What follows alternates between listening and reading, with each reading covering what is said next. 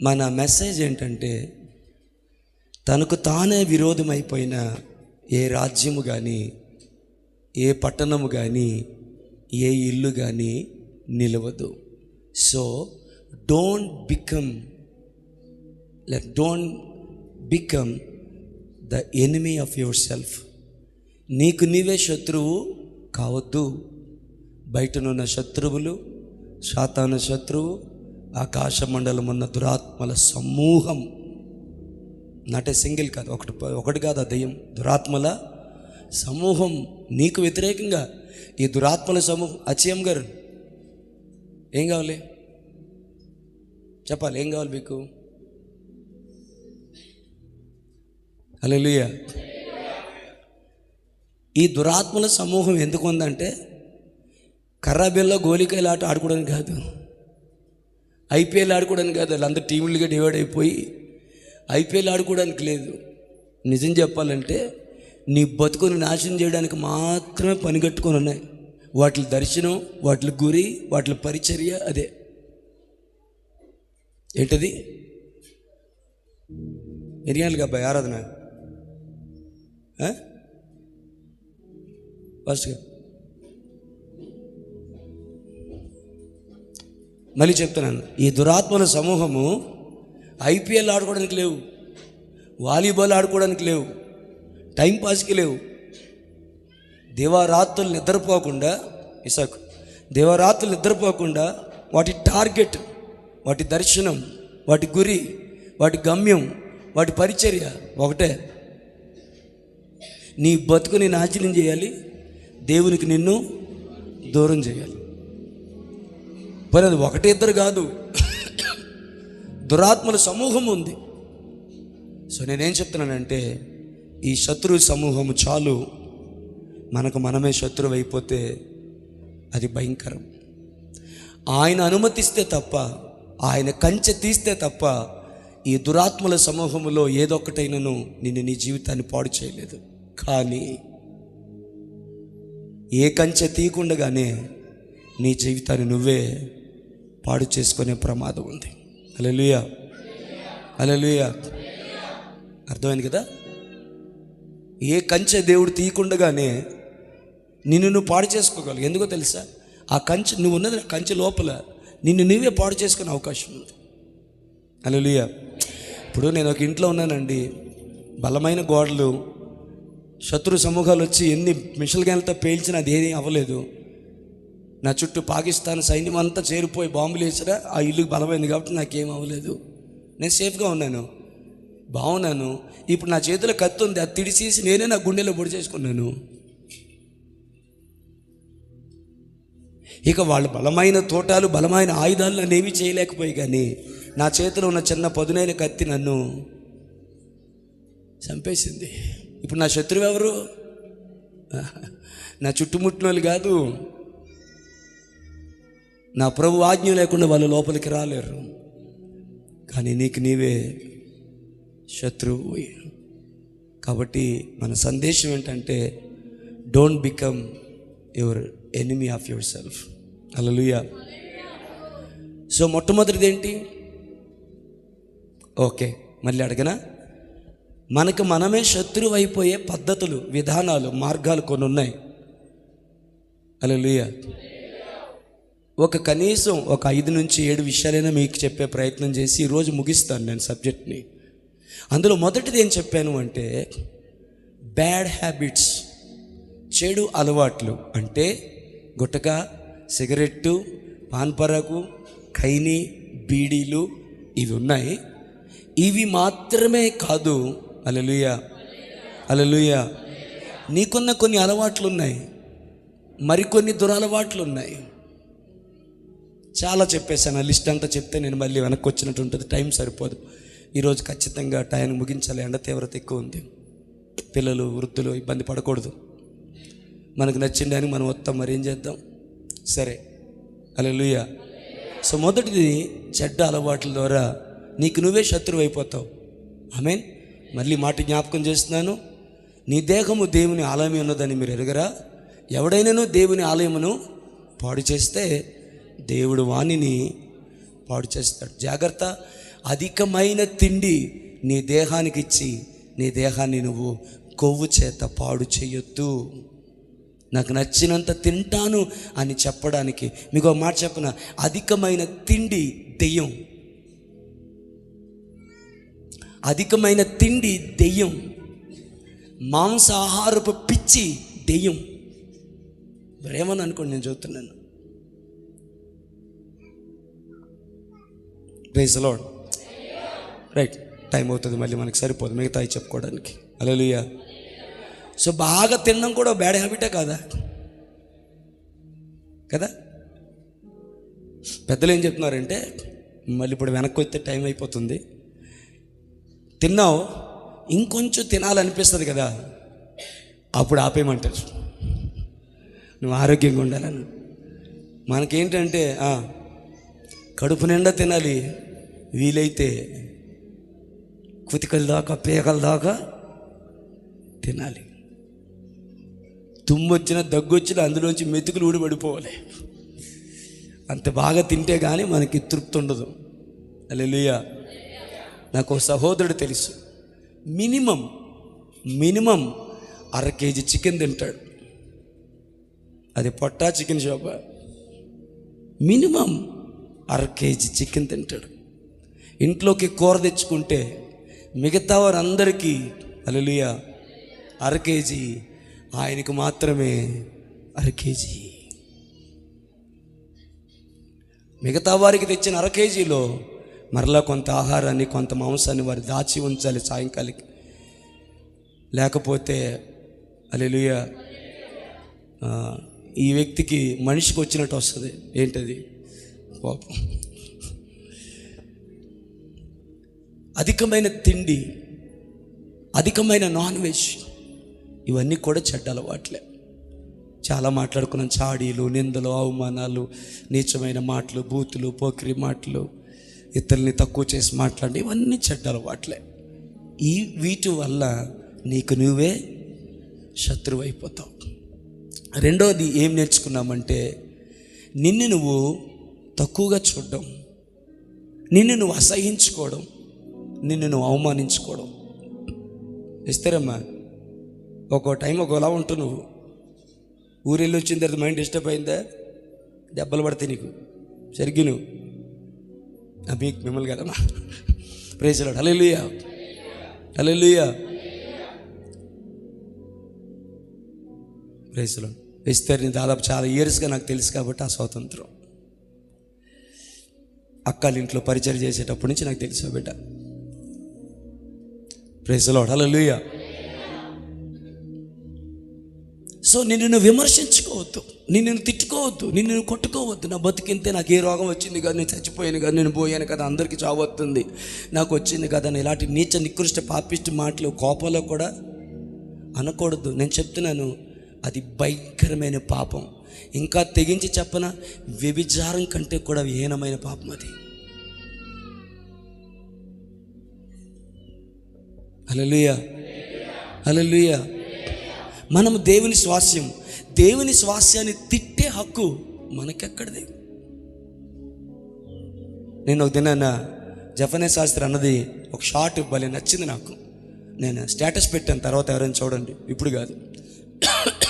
ఇతరులు విమర్శించడానికి నువ్వెవరైనా ఒక ప్రశ్నతో ఒక మంచి స్టేటస్ పెట్టాను. అందులో ఒక మాట నన్ను భలే ఆకర్షించింది. తూర్పు నుండి పడమరకు ఎంత దూరమో అంత దూరం వారి పాపాలని విసిరేశాడు. బైబిల్లో ఉన్న ఆశ్చర్యకార్యాలను వెతకకుండా తీసుకురాకుండా దేవుడు విసిరేసిన పాపాలు మళ్ళీ నువ్వు కొని తెచ్చుకొని వెనక్కి తీసుకొస్తావు, నీదేం దౌర్భాగ్యవురా అని భలే అడిగాడు అన్న. నాకు భలే నచ్చింది ఆ మాట. హల్లెలూయా, hallelujah, praise the lord.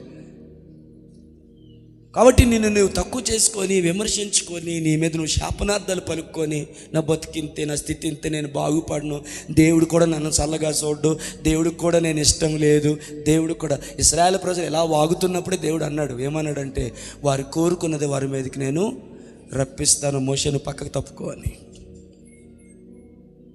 Hallelujah, హల్లెలూయా. జాగ్రత్త. సరే, టైం అవుతుంది. మూడవది, ఇక్కడ ఒక మాట చెప్పాలి మీకు, నాకు జ్ఞాపకానికి వస్తుంది. ఇక్కడ ఒక మాట చెప్పాలి. మిమ్మల్ని మీరు విమర్శించుకోవద్దు, మిమ్మల్ని మీరు శపించుకోవద్దు, శాపనార్థాలు పలకొద్దు, మీ మీద మీరు తక్కువ చేసుకొని మాట్లాడొద్దు. ఇంకొక మంచి మాట మీకు చెప్తాను, వినండి. హల్లెలూయా. మీకంటే ఎక్కువ స్థితిలో ఆర్థికంగా కానీ, అందంగా కానీ, ఐశ్వర్యంలో కానీ, ఉద్యోగంలో కానీ, హోదాలో కానీ, ఆస్తులో కానీ, అంతస్తులో కానీ మీకన్నా ఉన్నతమైన స్థితిలో ఉన్నవారితో మీ జీవితాన్ని ఎప్పుడు కంపేర్ చేయొద్దు. వీలైతే స్తోత్రం చెప్పండి. మీ జీవితాన్ని మీరు ఎప్పుడు కూడా కంపేర్ చేయొద్దు. నువ్వు ఆరోగ్యంగా చాలా బాగున్నావు, మీరు కనుక కేజీహెచ్కి బర్నింగ్ వాటికి వెళ్తే, సెప్టిక్ వాటికి వెళ్తే, అక్కడ వచ్చే దుర్వాసనకి వారి శరీరాల్లో డాక్టర్లు చేతులు పెట్టి ఆ చీమని ఆ కాటన్తో తోడుతూ ఉంటే, నేను కళ్ళారు చూశాను, తోడుతూ ఉంటే, లేకపోతే ఆ బర్నింగ్ వాటిలో కాలిపోయిన వారు కేకలు వేస్తూ ఉంటే, హల్లెలూయా, అరుస్తూ ఉంటే, కొంతమంది యొక్క కష్టాన్ని చూసినప్పుడు, బాధ చూసినప్పుడు, వాళ్ళ పాస్కి వాళ్ళకి ట్యూషన్ అన్నీ కూడా మంచాల మీద అయిపోతున్నప్పుడు అనిపిస్తుంది, వీరికంటే నేను ఎంతో ఆరోగ్యంగా ఉన్నాను కదా అని. మీలో కొంతమందికి ఎక్కకపోతే నన్ను క్షమించండి, నేను ఒకే ఒక మంచి మాట చెప్పాలనుకుంటున్నాను. మీకన్నా గొప్పవారితో, మీకన్నా ఉన్నతమైన స్థానంలో ఉన్నవారితో మిమ్మల్ని కంపేర్ చేసుకోవద్దు. నేను ఎందుకు అలా లేను, నా ఆరోగ్యం ఎందుకు అలా లేదు, వాళ్ళలాగా నాకు బండి ఎందుకు లేదు, వాళ్ళలాగా నాకు కారు ఎందుకు లేదు, వాళ్ళలాగా నాకు ఒక మంచి ఇల్లు ఎందుకు లేదని మీకన్నా ఉన్నతమైన స్థానంలో ఉన్నవారితో మీరు మిమ్మల్ని కంపేర్ చేసుకోవద్దు. హల్లెలూయా. నీలో లేని వారు చాలామంది ఉన్నారు. ఒక్క పూట ఆహారం కొరకు ప్రయాసపడేవారు చాలామంది ఉన్నారు.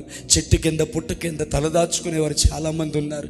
కాళ్ళు కదపలేని స్థితిలో, నోరు కదపలేని స్థితిలో, చెయ్యి కదపలేని స్థితిలో వారి యొక్క వ్యర్థాలను, వారి యొక్క బహిర్భూమిలో వారు విడిచిపెట్టిన యూరిన్ని కానీ, లేకపోతే మోషన్స్ని కానీ వారు క్లీన్ చేస్తున్నప్పుడు, సరిగుండు మాకు మా ఐదో దాపురించి నువ్వు ఎప్పుడు పోతావని కొడుతూ అవి క్లీన్ చేస్తూ ఉన్నప్పుడు, ఒక పక్క వారి చేత క్లీన్ చేయించుకుంటున్నాను, నా పని నేను చేసుకోలేకపోతున్నానని బాధ. రెండవది, వారి స్థితిని బట్టి వారు అవమానపరుస్తుంటే, నిందిస్తుంటే, నిష్ఠూర మాటలు మాట్లాడుతుంటే ఆ బాధ తట్టుకోలేని వారిని ఎంతోమంది నేను చూశాను. వారి దగ్గరికి వెళ్ళాను, ప్రార్థన చేశాను. చాలాసార్లు నాకు చేతులిచ్చిన యేసయ్యకి, నాకు కాళ్ళిచ్చిన యేసయ్యకి, నాకు స్వరమిచ్చిన యేసయ్యకి, నాకు చెవులిచ్చిన యేసయ్యకి, యేసయ్యా అని ఆయన పరిశుద్ధ నామాన్ని ఉచ్చరించగలిగే కృప ఈ నోటికి దొరికిందర్రా. మగవారు యేసయ్య అనగలరా? నాలుక లేని వారు యేసయ్య అనగలరా? సమస్తమైన ఆధిపత్యము కంటేను, అధికారము కంటేను, శక్తి కంటేను, ప్రభుత్వం కంటేను, ఈ యుగమందును రాబో యుగమందును పేరు పొందిన మరి ఏ నామము కంటే పై నామముగా హెచ్చింపబడిన యేసయ్య నామాన్ని నోరారా యేసయ్యా అని నువ్వు పిలవగలుగుతున్నావే. మోగవారు పిలవగలరా? నాలుక పోయిన వారు పిలవగలరా? నోటి క్యాన్సర్ అయిపోయిన వారు పిలవగలరా? కానీ నువ్వు పిలవగలుగుతున్నావు, భాగ్యము కాదా? నువ్వు ఆయన పేరును, ఆయన నామాన్ని నువ్వు కీర్తించగలుగుతున్న భాగ్యం కాదా? యేసయ్య అని పలకగలుగుతున్న భాగ్యం కాదా? ఆయన సన్నిధికి నడిచొచ్చావు, భాగ్యము కాదా? చేతులతో చప్పట్లు కొడుతున్న భాగ్యము కాదా? కళ్ళుతో చూడగలుగుతున్న భాగ్యము కాదా? చాలామంది చూడలేరు. చాలామంది యేసయ్య అని అనలే అంటారు. వారు వినలేరు. ఏ పాటను వారు వినలేరు, ఏ మాటను వారు వినలేరు. శామ్యూయల్ బోధ చెప్పిన, జెర్మయ్య గారి బోధ చెప్పిన, షాలేం రాజన్న గారి బోధ చెప్పిన, ఎంత గొప్ప దైవజనుడు చెప్పిన వారు వినలేరు. వారికి వినబడదు. నీకు వినిపించుద్దిగా, నీకు కనిపించుద్దిగా, నువ్వు మాట్లాడగలవుగా, యేసయ్య అనగలవుగా, కాళ్ళు చేతులునే పని చేసుకుంటున్నావుగా, మంచాలు పడిపోలేదుగా, కాలిపోలేదుగా, ఎవరో కడగాల్సిన అవసరం లేదు, నీ యొక్క వ్యర్థాన్ని నువ్వు కడుక్కుంటున్నావుగా.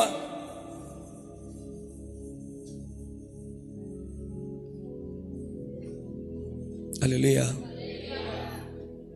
రాత్రి బరువెక్కిన గుండెతో యేసయ్య పాదాల దగ్గర ఏడుస్తూ దేవునితో నేనేమని చెప్పాను తెలుసా మధు? నా గుండె బరువు తీరడానికి నాకు కన్నీళ్ళనిచ్చిన యేసయ్య నీకు స్తోత్రమని దేవుణ్ణి ఆరాధించాను.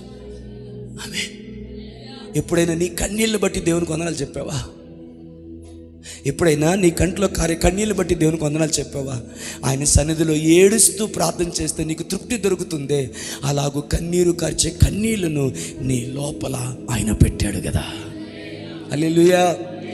అర్థమవుతుందా? మీకు అర్థమవుతుందా లేదో? ఎవరైనా గుండె బరువెక్కిపోతే ఏడుస్తూ ఉంటే కొంతమంది ఏమంటారంటే, బాబు చిన్నోడు చనిపోయినప్పుడు నేను ఏడుస్తూ ఉంటే, కొంతమంది ఊరికే పెడుతుంటే నా పక్కన కూర్చున్న నా బంధువు ఒకడు ఇలా అన్నాడు, ఆయన ఏడవ నువ్వు, ఆయన ఏడవనివ్వండిరా. ఏడిస్తే ఆ గుండెలో ఉన్న బరువు తీరుతుంది, మనసు కుదుట పడుతుంది, నెమ్మది వస్తుంది, ఆ బరువు తీరుద్ది. అది గుండె, లేకపోతే అదే గుండెకు మంచిది కాదు. ఆయాసపడుతున్నాడు, ఏడవనివ్వండి. నా పక్కన కూర్చొని నా చేయి పట్టుకొని ఏడ్చేరా, ఏడ్చు, నీ తనువు తీరా ఏడ్చి. ఎక్కెక్కి ఎక్కెక్కి ఏడ్చాను. హల్లెలూయా, హల్లెలూయా. నా కన్నీళ్ళ ద్వారా నా గుండెలో ఉన్న బరువు అంతా కూడా దిగిపోగలిగింది. కన్నీళ్ళనిచ్చిన యేసయ్యకి, నవ్వునిచ్చిన యేసయ్యకి, ఆనందాన్నిచ్చిన యేసయ్యకి, ఆరోగ్యాన్నిచ్చిన యేసయ్యకి మనసారా స్తోత్రం చెప్పగలగాలంటే, నీకన్నా మంచి స్థితిలో ఉన్నవారిని నీవు చూస్తే నీ అడుగులు జారసిద్ధమైపోతాయి. నీకన్నా తక్కువ స్థితిలో ఉన్న వారిని చూస్తే నీ నోరు, నీ హృదయము కృతజ్ఞతతో నింపబడిపోతుంది, ఆరాధనతో నింపబడిపోతుంది, ఆనందంతో నింపబడిపోతుంది. నీ నోట్లోంచి కంప్లైనింగ్ అనేది రాదు, నీ నోట్లోంచి థ్యాంక్స్ గివింగ్ అనేది వస్తుంది. Don't compare your self. నీకన్నా ఉన్నతమైన స్థానంలో ఉన్న వారిని చూసి కంపేర్ చేయొద్దు. భక్తిహీనుల క్షేమము నేను చూడగా నా అడుగులు కొంచెము జారసిద్ధమాయను. కానీ వారి గతిని, వారి స్థితిని నేను నీ ఆలయములో ధ్యానించినప్పుడు నా మనసారా నేను నిన్ను స్తుతించగలిగాను ప్రభువా అన్నాడు. ఆమేన్. అదర్స్ ఇక్కడే ఉన్నవా? Hallelujah. So don't compare. Amen. ఇంకో మాట చెప్తాను, టైం వచ్చింది కాబట్టి చెప్తున్నాను, టయానికి ముగిస్తాను, మధ్యలో అయిపోతాం కానీ. హల్లెలూయా.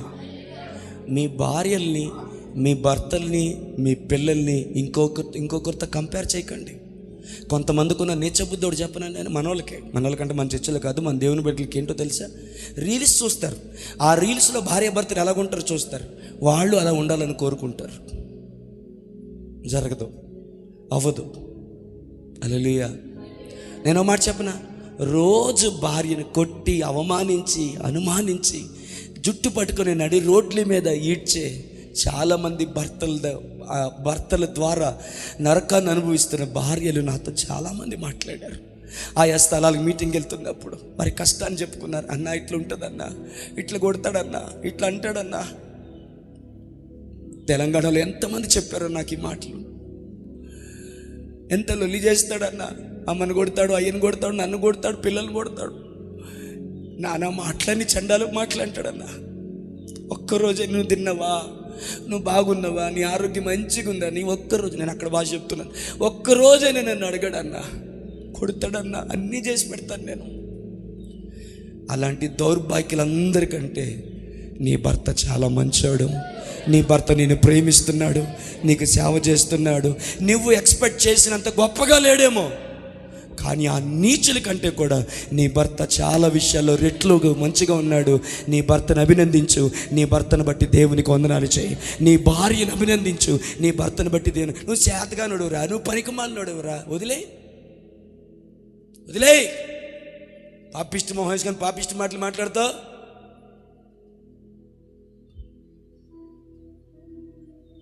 నువ్వు చేతగాను, నువ్వు పనికిమాలిన చేసుకొని నా జీవితం ఎట్లా అయిపోయింది. మీ అందరికి చెప్తున్నాను, ప్రాణం పోయినా అట్లాంటి మాటలు నీ నోట్లోంచి రానివ్వద్దు.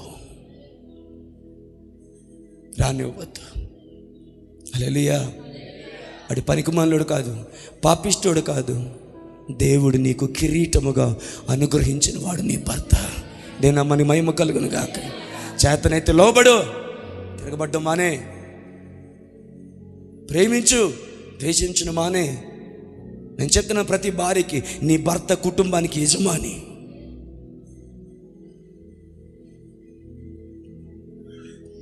హల్లెలూయా, హల్లెలూయా.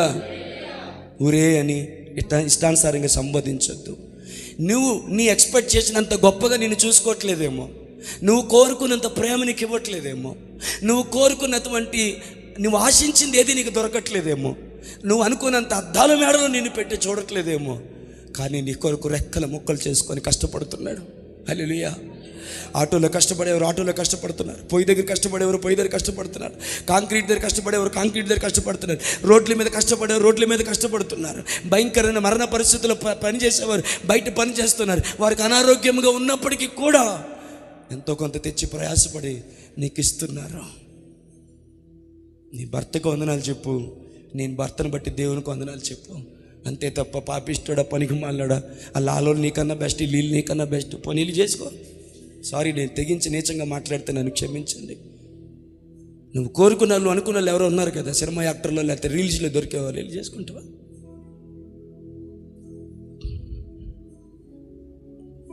నేను ఒక మంచి మాట చెప్తాను, నీ ప్రవర్తన దేవుని ఎదుట యోగ్యంగా నిలబడితే నీకంటే కూడా నీ భర్తను ఆత్మీయముగా తీర్చిదిద్దగలిగిన వాడు. ఇందాక నువ్వు పాడావే, నిన్ను మాత్రమే నమ్మానయ్యా, నీవు మాత్రమే నా ధైర్యం వేసయ్యా, నీ బాగుబలమే నడిపించును, నా పరిస్థితులన్నిటినీ సరిచేయునన్న మాట నువ్వు పాడింది నిజమే అయితే నీ భర్త జీవితాన్ని నువ్వు ఊహించిన దానికంటే, నువ్వు అడిగిన దానికంటే ఉన్నతముగా నీ భర్త జీవితాన్ని, నీ భార్య జీవితాన్ని దేవుడు దీవించగలడు. దేవుడు దీవించగలడు. ఎవరితోనో కంపేర్ చేసి వాడిని ఎందుకు తక్కువ చేస్తున్నావు? నేను చెప్తున్నాను, నీ అర్పణ, నీ ఆరాధన, నీ ప్రార్థన దేవుని సన్నిధిలో అంగీకరించబడదు. ఆమేన్. హల్లెలూయా, హల్లెలూయా. ఊరకనే తిడతావు, నోటికొచ్చిన మాటలు అంటావు, శనుగుతావు, గొనుగుతావు, దేవుడు వింటున్నాడని భయం లేకుండా. ఆమేన్. చేతనైతే అమ్మా, ఇక దండం పెట్టడం తప్ప నేను ఏం చేయలేను, నిద్రపోతే. చేతనైతే హల్లెలూయా, నీ భర్తను బట్టి దేవునికి వందనాలు చెప్పు. ఆమేన్. నువ్వు ప్రేమించినంత ప్రేమించట్లేదేమో కానీ, లేకపోతే నువ్వు ఎక్స్పెక్ట్ చేసినంత ప్రేమించట్లేదేమో కానీ, వాడు ప్రేమించగలిగినంతగా నిన్ను ప్రేమించగలుగుతున్నాడు. నీకు చేయగలిగినంత చేస్తూ ఉన్నాడు. Hallelujah, hallelujah. Amen. Praise the lord.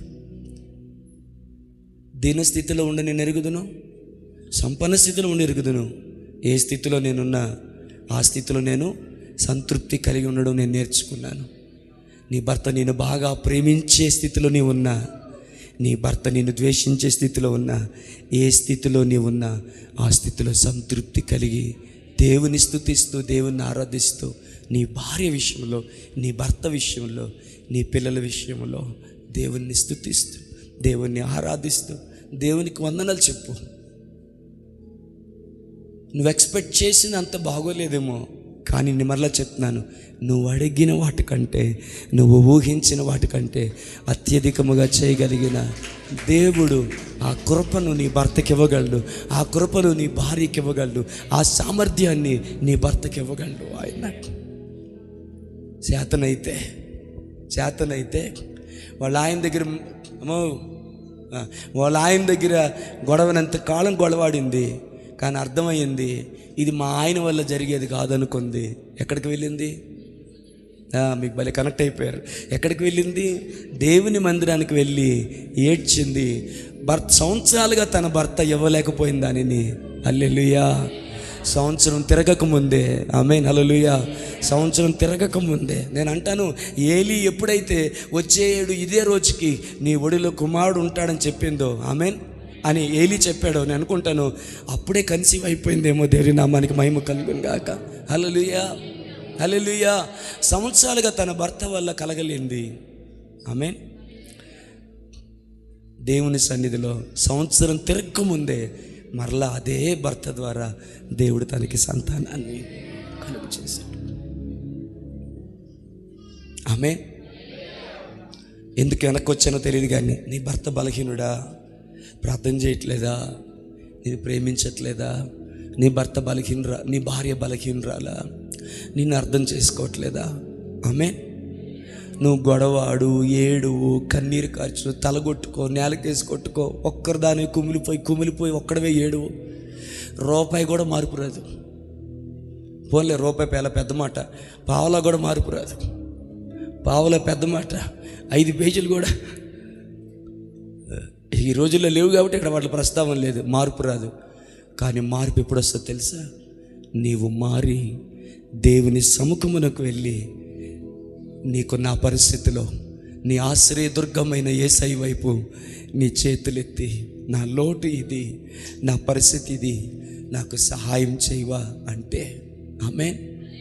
ఈ ప్రపంచంలో యేసయ్య తర్వాత నిన్ను అత్యధికంగా ప్రేమించేలాగా నీ భర్త యొక్క మనసులో నీ మీద ప్రేమను ఆయన నింపగలుగుతాడు.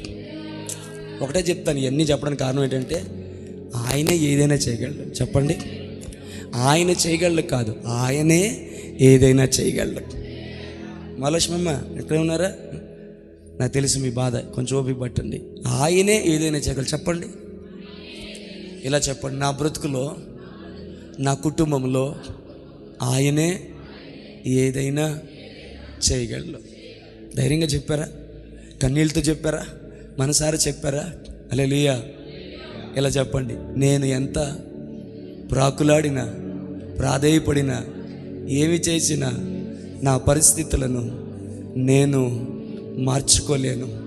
నా బ్రతుకులో, నా కుటుంబంలో ఏదైనా కమాన్,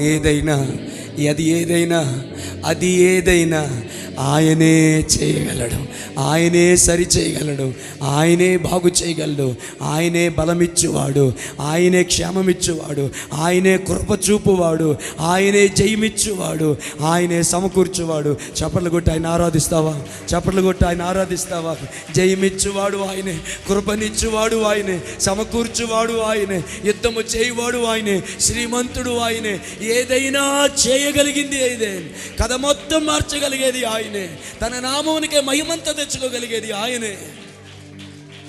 నీ గొడవలు, నీ కేకలు, నీ సొనుగుడు, నీ గొడుగులు, నీ అరుపులు, నీ కేకలు, ఇవన్నీ నీ కుటుంబాన్ని ఇంకా నాశనం చేస్తాయి తప్ప రూపాయి ఉపయోగం లేదు దానివల్ల. హల్లెలూయా. నేను మంచి సలహా చెప్పిన, ఎంత ఏడుతావో ఏడు, కానీ ఆయన పాదాల దగ్గర మాత్రమే ఏడు. ఎంత వాగుతావో వాగు, ఆయన పాదాల దగ్గర మాత్రమే వాగు. కొంచెం కావాలని నీటుగా అన్నాను నేను. ఎంత మాట్లాడతావో మాట్లాడు, రోజంతా మాట్లాడు, కానీ భర్త దగ్గర వద్దు, ఆయన దగ్గర మాట్లాడు, ఆయన దగ్గరే ఏడు, ఆయనకే చెప్పుకో నీ గోడంతా. నువ్వు అడిగిన వాటికంటే, నువ్వు ఊహించిన వాటికంటే అత్యధికముగా. మా నాన్న మారితే చాలు అనుకుంది మా అమ్మ, కానీ ఆ నాన్న సేవకుడు అయ్యాడు, ఆమె కొడుకు సేవకుడు అయ్యాడు, ఆమె కూతురు సేవకుడు అయింది. అడిగిన వాటికంటే, ఊహించిన వాటికంటే అత్యధికముగా చేయగలిగిన దేవుడు ఫాతిమా ప్రార్థన అనగా పుష్ప గారి ప్రార్థన ఆలకించి తన కుటుంబాన్ని బాగు చేశాడు. తన కొడుకు రోడ్ల మీద బలాదురుగా తిరుగుతుంటే, హల్లెలూయా, వీడేదో ఒక రోజు వస్తాడు అని అనుకున్నాడు కన్న తండ్రి, కానీ ఆ తల్లి మాత్రం ఆయన దగ్గర ఏడిసింది.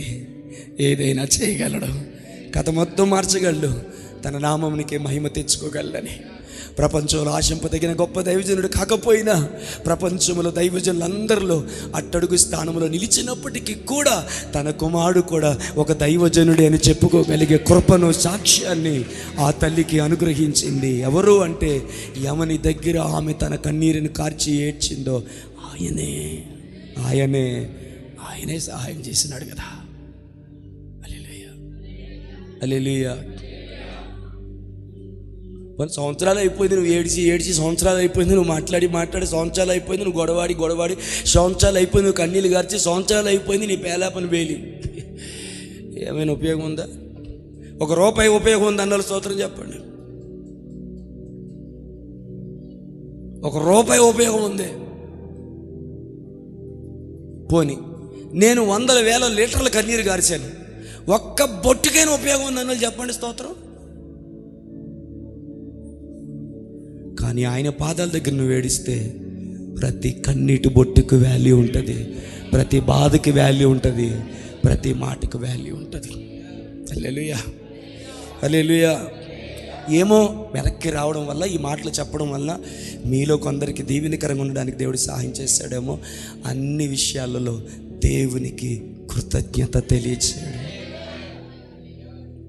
చాలామంది నీచుల కంటే నీ భర్త బెస్ట్. పిల్లల్ని, భార్యని దిక్కులేని వాళ్ళకి వదిలేసి నాకు విడాకులు ఇవ్వు అని గొడవలాడే నీచుల కంటే కూడా నీ భర్త మంచోడేగా. నేనేం చెప్తున్నాను తెలుసా? హల్లెలూయా. నీకంటే ఈ స్థితిలో ఉన్న వారితో నువ్వు కంపేర్ చేసుకోవద్దు. నీకంటే ఈ స్థితిలో, కింద స్థితిలో ఉన్నారు కదా, వారితో నువ్వు కంపేర్ చేసుకో, వారి స్థితిగతులతో కంపేర్ చేసుకో. నీకున్న ఇల్లు కానీ, నీకున్న బలం కానీ, నీ భర్త కానీ, నీ భార్య కానీ, నీకున్న దేన్నైనా నీకన్నా లేని వాళ్ళ స్థితిలో ఉన్నారు. ఆమేన్. భయంకరమైన స్థితిలో ఉన్నవారు ఉన్నారు, వారితో కంపేర్ చేసుకో. హల్లెలూయా, హల్లెలూయా. గడికి చేద్దాం, హల్లెలూయా, హల్లెలూయా.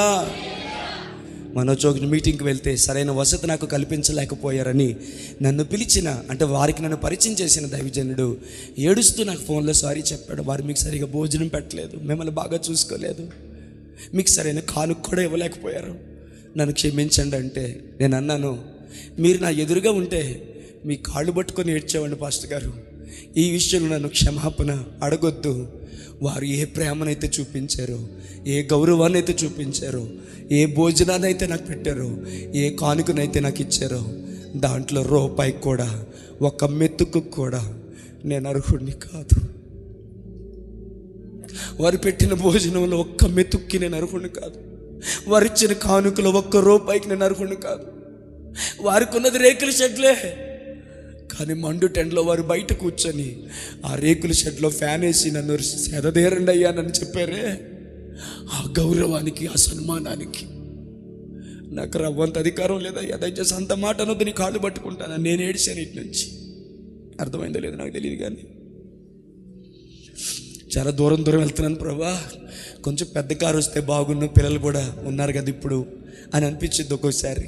మళ్ళీ అనుకుంటాను, అసలు ఈ కారు ఉండడానికి కూడా నాకు అర్హత లేదు ప్రభా, దీని మీద తిరిగి అర్హత కూడా నాకు లేదు. కోటాల మీద కోటాలకు వెళ్తుంటే జనాలు నన్ను పొగుడుతూ ఉంటే, లేకపోతే వాళ్ళు మంచి ఏసీ రూమ్ నుంచి ఖరీదైన ఆహారం పెడుతూ ఉంటే మురిసిపోతున్నాను అనుకుంటున్నారా? ఎన్నిసార్లు గుండెల పైలేలా ఏడ్చానో. అందులో ఏ ఒక్కదానికి కూడా నేను అర్హుడిని కాదు. కానీ దేనికి నేను అర్హుడిని కాదో దానికి నన్ను అర్హునిగా చేసింది, దాని పేరే కృప. యేసయ్యా నీ కృప నన్ను అమరత్వానికి అర్హునిగా మార్చెను.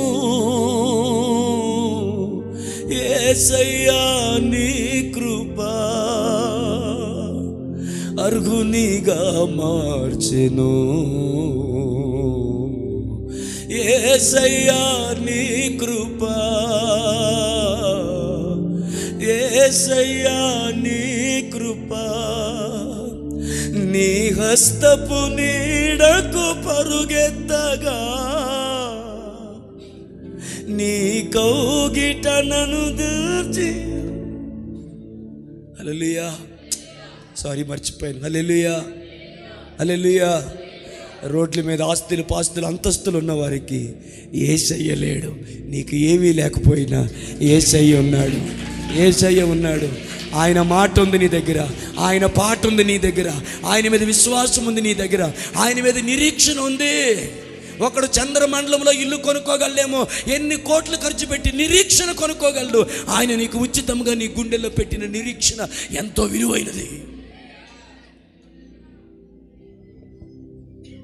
నువ్వు తక్కువ కాదు, నువ్వు తక్కువవాడు కాదు. ఆయన అన్నాడు, నేను మీ కొరకు స్థలము సిద్ధపరచ వెళ్ళుచున్నాను. నా తండ్రి ఇంట అనేక నివాసములు గలవు, లేని ఎడల నేను మీతో చెప్పేదను. నేను వెళ్ళుట మీకు మంచిది.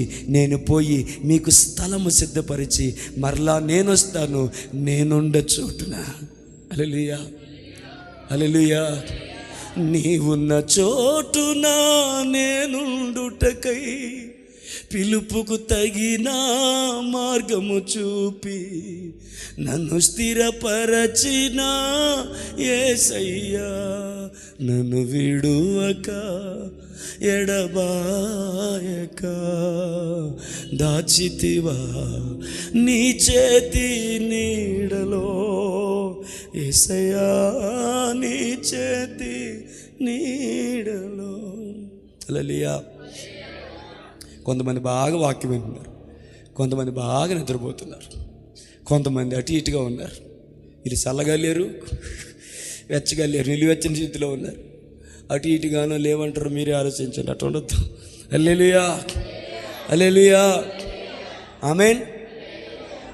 No complaints. హల్లెలూయా. ఈరోజు కంప్లైంట్లు వద్దు. నువ్వు చేతులు దండం పెట్టి చెప్తానమ్మా, నువ్వు శాతగానోడురా, నువ్వు పనికి మాలినోడు, నువ్వే మంచోడు అయితే, మా అమ్మ నాన్న ఒక మంచోడికి నన్ను కట్టబెడితే, హల్లెలూయా, నా బతుకు బాగుండేది, నా జీవితం బాగుండేది అని పాపిష్టి మాటలు మీ నోట వచ్చుంటే మొదటిగా ప్రభువునకును, రెండవదిగా మీ భర్తకును క్షమాపణ చెప్పండి. నువ్వు చెప్తే చెప్పాలా? నువ్వు చెప్పంటే చెప్పాలా? చెప్పావు, మనసులో పెట్టుకున్నాం, బాగానే ఉంది. కానీ ప్రభువుకి క్షమాపణ చెప్పమంటే చెబుతాను, కానీ నా భర్తకు క్షమాపణ అడుగుతాడు, కొమ్ములు వస్తాయి. నీకు వచ్చేది ఆల్రెడీ, అందుకని నీకు ఆల్రెడీ నక్షత్రాలు తగిలే అంత ఎత్తు వచ్చినాయి నీ కొమ్ములు. అందుకనే నీ భర్తకి క్షమాపణ చెప్పాలంటే నీకు చాలా కష్టంగా అనిపించింది అది. కానీ ఈ ఉదయకాల సమయంలో ఒకవేళ ప్రభువు నాతో మాట్లాడుతున్నాడన్న విషయాన్ని కనుక నువ్వు గమనిస్తే, ఇంటికి పోయి ఒక్కసారి నీ భర్తని క్షమాపణ అడిగి చూడు, నీ భార్యను క్షమాపణ అడిగి చూడు. ఆ టేస్ట్ ఎంత బాగుంటుందో, ఆ అనుభవము ఎంత బాగుంటుందో. హల్లెలూయా. చాలామంది భర్తల కంటే నీ భర్త ఉత్తముడు. చాలామంది భార్యల కంటే నీ భార్య ఉత్తమురాలు. ఆమేన్. హల్లెలూయా, హల్లెలూయా. ఏమా బాగలేదా? బాటిల్ కడిగేసేవాళ్ళ? చెప్పి తొందరగా, రికార్డింగ్ అవుతుంది అక్కడ. హల్లెలూయా. రై అదేదో త్వరగా చూడరా, అడి వాక్యం అయినా పర్లేదు. హల్లెలూయా. దేవుని మన మహిమ కలుగును గాక. సో నీకు నువ్వే శత్రువు అవ్వద్దు అన్న దగ్గర నేను చెప్పాలనుకున్న మాట అంటే అని విషయం ఏంటంటే, డోంట్ కంపేర్ యువర్ సెల్ఫ్. హల్లెలూయా. మిగతా తల్లిదండ్రులతో, మిగతా భర్తలతో, మిగతా భార్యలతో, లేకపోతే మిగతా పరిస్థితులతో, మిగతా ఆర్థిక స్థితిగతులతో మీకున్న స్థితిగతుల్ని దేన్ని మీరు పోల్చవద్దు, కంపేర్ చేయవద్దు. హల్లెలూయా. ఇందాకేమని పాడాం? కృపయే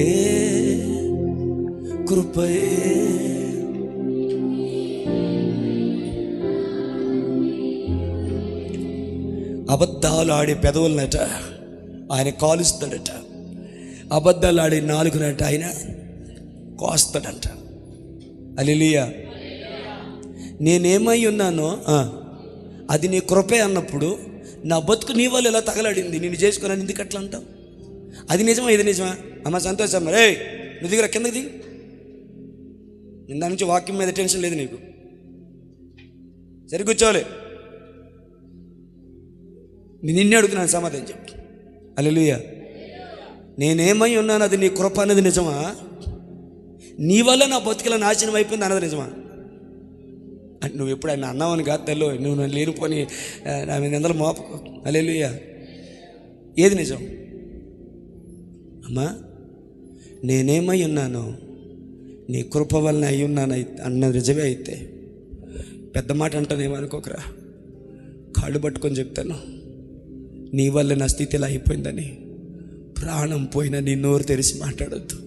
ఎందుకంటే నువ్వు ఏం నమ్మేవంటే, నేనేమై ఉన్నానో, నేను ఏ స్థితిలో ఉన్నానో అది నీ కృప వల్లనే అయి ఉన్నానని నువ్వు నమ్మేవు కాబట్టి, నువ్వు దేవునితో చెప్పావు కాబట్టి, ఇప్పుడు నీ ఉన్న స్థితి, నీ గతి కొంచెమైనప్పటికీ అది దేవుని కృపయే అని నువ్వు నమ్మగలిగితే, పొరపాటును కూడా ఆ స్థితిని బట్టి, ఆ పరిస్థితిని బట్టి మనుషుని నువ్వు నిందించొద్దు, అవమానపరచొద్దు. అలా చేస్తే నువ్వు అబద్ధికుడివి. ఒక్కసారి చెయ్యెత్తుదాం. కృపయే నేనేమై ఉన్నానో నీ కృపయే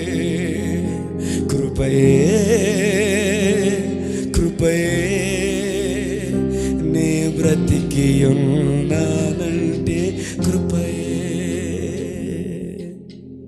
శ్రమలు శోధనలు నన్నావరించగా, అజ్ఞానము చేనే హీనమవ్వగా, మరణపు కోరలు నా చుట్టూ చేరగా, నీ కృపతో నన్ను బ్రతికించితివే.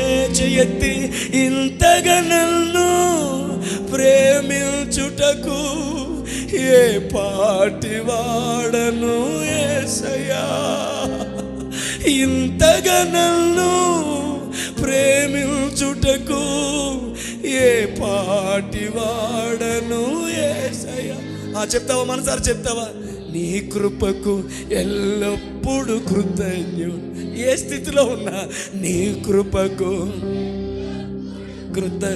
నోరు తెరిచి పాడతావా? కృపయే కృపయే నేనేమై ఉన్నాను నీ కృపయే. సేవాగెత్తు. కృపయే కృపయే నే బ్రతికి ఉన్నానంటే కృపయే. ఆమేన్. బైబిల్ చేత్తో పట్టుకోండి. బైబిల్ ఇలా పైకి ఎత్తండి. ఎత్తాలి. బైబిల్ ఉన్నవారు చేత్తో పట్టిన పైకి ఎత్తండి. ఇలా చెప్పండి, యేసయ్యా ఈ రోజు నుంచి ఈ నిజాన్నే నేను నమ్ముతున్నాను. చెప్పండి. ఈ నిజాన్నే, నోరు తెరవాలి ప్రకాశం, ఈ నిజాన్నే నేను నమ్ముతున్నాను. నేనేమై ఉన్నానో, నేను ఏ స్థితిలో ఉన్నానో అది నీ కృప వల్లనే అయ్యున్నానని ఈ రోజు నుంచి ఇదే నమ్మకంతో, ఇదే కృపలో నేను కొనసాగిపోతానని మాటిస్తున్నానయ్యా. నేనేమై ఉన్నానో నీ కృపయే. నేనే స్థితిలో ఉన్నానో అది నీ కృపయే. అది రోగమైనా చెప్పాలి, అది రోగమే అయినా, అది బాధ అయినా, అది శోధన అయినా, అది అవమానమైనా, అది నింద అయినా, అది ఆవేదన అయినా, అవి అవమానాలైనా, అవి వంచనే అయినా, నేనేమై ఉన్నాను, నేనే స్థితిలో ఉన్నాను, అది నీ కృప వల్లే నేనై ఉన్నాను. అయితే చెప్పండి, అయితే నేను ఒకటి నమ్ముతున్నాను, తగిన సమయమందు కృప వెంబడి కృపను నాకు అనుగ్రహించి. చెప్పండి, కృప వెంబడి కృపను నాకు అనుగ్రహించి, అత్యధికమైన కృపను నాకు అనుగ్రహించి. చెప్పాలి, అత్యధికమైన కృపను నాకు అనుగ్రహించి, నేను అడిగిన వాటికంటే, నేను ఊహించిన వాటికంటే అత్యధికముగా నా జీవితంలో చేయగలవని మనసారా నేను నిన్ను స్తుతిస్తున్నానయ్యా. కమాన్, చెప్పలు కొట్టి దేవుని మైపడదాం, చెప్పలు కొట్టి దేవుని మైపడదాం, చెప్పలు కొట్టి దేవుని మైపడదాం, చెప్పలు కొట్టి దేవుని మైపడదాం, చెప్పలు కొట్టి దేవుని మైపడదాం. చర్చ్ హల్లెలూయా, హల్లెలూయా, ఆమేన్. ఇంకొక మాట చెప్పడానికి సాహసించగలరా? పర్లేదా? చేయి పైకి ఎత్తండి. నా భర్త నీ కృపయే, నా భార్య నీ కృపయే. చెప్పాలి, నా భర్త నీ కృపయే, నా భార్య నీ కృపయే, నా పిల్లలు నీ కృపయే, నా తల్లిదండ్రులు నీ కృపయే, నేను కలిగి ఉన్న ఆ లేమి స్థితి నీ కృపయే. నీ కృపను బట్టి నేను ఆనందిస్తున్నాను, నీ కృపయందు నమ్మిక ఉంచి ఉన్నాను. ఆమేన్, ఆమేన్, ఆమేన్.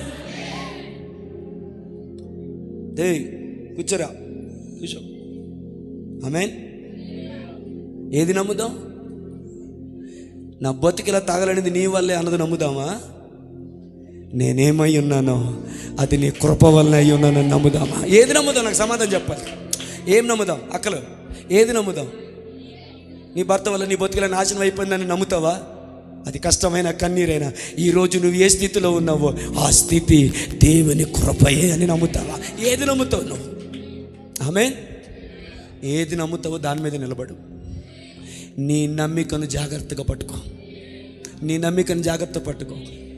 ఈరోజు మీరు చెయ్యత్తమని అడగను, కానీ ఎంతమంది భార్యలు, ఎంతమంది భర్తలు మీరు ఇంటికి వెళ్ళిన తర్వాత, ఎంతమంది పిల్లలు మీరు ఇంటికి వెళ్ళిన తర్వాత మీ తల్లిదండ్రులని, మీ భర్తను లేక నీ భార్యను, హల్లెలూయా, అవును, నేను నిన్ను అలా అన్నాను, నీ వల్లే నా బతుకు నాశనం అయిపోయింది అన్నాను. నిన్ను చేసుకోకుండా ఇంకా ఎవరినో చేసుకొని ఉంటే, వాడు నన్ను మోసం చేసి నన్ను పిల్లల్ని వదిలేసి వెళ్ళిపోయి ఉంటే నా బ్రతుకు ఏమైపోయి ఉండేదో. కానీ నువ్వు నన్ను ప్రేమిస్తున్నావు, రాత్రింబగులు నా కష్టపడుతున్నావు. నేను ఎక్స్పెక్ట్ చేసినంత దొరకలేమేదేమో, కానీ దేవుడు నాకు ఇచ్చిన దానితో నేను సంతృప్తి కలిగి ఉంటాను. థ్యాంక్స్ అయ్యా, థ్యాంక్స్ అయ్యా అని నీ భర్తకు వందనాలు చెప్పగలవా? సారీ చెప్పగలవా? చెప్పు చూడే తల్లి. ఎప్పుడు ఇవ్వలేనంత గొప్ప గిఫ్ట్ నీ భర్తకు నువ్వు ఇచ్చినట్టు హ్యాపీగా ఫీల్ అయిపోతాడు. నా భార్యకి నా కష్టం అర్థమైందని ఆనందపడి మురిసిపోతాడు. నీ భార్యలు కట్ట చెప్పు చూడు, నువ్వు నాకు దేవుడు నాకు ఇచ్చిన కృప అని చెప్పి చూడు. నిరీక్షణ దేవుడు నీకు ఇచ్చిన కృప. దొరకడు అట్లాంటి భర్త. నీకు ఒళ్ళు మన్నా, ఎవరికి ఒళ్ళు మన్నా చెప్తాను. సంతోషమ్మా, మధు దేవుడు నీకు ఇచ్చిన కృప. హల్లెలూయా, హల్లెలూయా. నాకేం తెలుసు అంటారేమో, అన్నీ తెలిసిన దేవుని ప్రతినిధిగా చెప్తున్నాను. నీ భార్య, నీ భర్త దేవుడు నీకు ఇచ్చిన కృప. ప్రస్తుతం వారి పరిస్థితి బాగోలేదేమో, కానీ ఆయన కృప యందు నీవు ఉంచిన నమ్మిక, ఆయన కృప యందు నీవు ఉంచిన నమ్మిక. I repeat my statement. ఆయన కృప యందు నీవు ఉంచిన నమ్మిక నీవు అడిగిన వాటికంటే, నువ్వు ఊహించిన వాటికంటే అత్యధికముగా నీ భర్త జీవితాన్ని, నీ బిడ్డల జీవితాన్ని, నీ భార్య జీవితాన్ని తీర్చిదిద్దగలుగుటకు ఆయన సమర్థుడు. పరిస్థితి నీ చేతుల్లోకి తీసుకోకు, ఆయనకు అప్పగించు. పరిస్థితి నీ చేతుల్లోకి తీసుకోకు, ఆయనకు అప్పగించు. హల్లెలూయా, హల్లెలూయా. సో మొదటిది ఏంటి? మళ్ళీ వెనక్కి వచ్చాను. మొదటిది ఏంటి? బ్యాడ్ హ్యాబిట్స్, చెడ్డ అలవాట్లు. రెండవది ఏంటి? నిన్ను నీవు విమర్శించుకొని, నిన్ను నువ్వు తక్కువ చేసుకొని, నిన్ను నువ్వు అసహించుకుంటున్నావు. కారణం ఏంటంటే, క్రీస్తునందు నీ ఐడెంటిటీ ఏంటో నీకు తెలియట్లేదు. నీ భాగ్యం ఏంటో, నీ ధన్యత ఏంటో, నీ పిలుపు ఏంటో.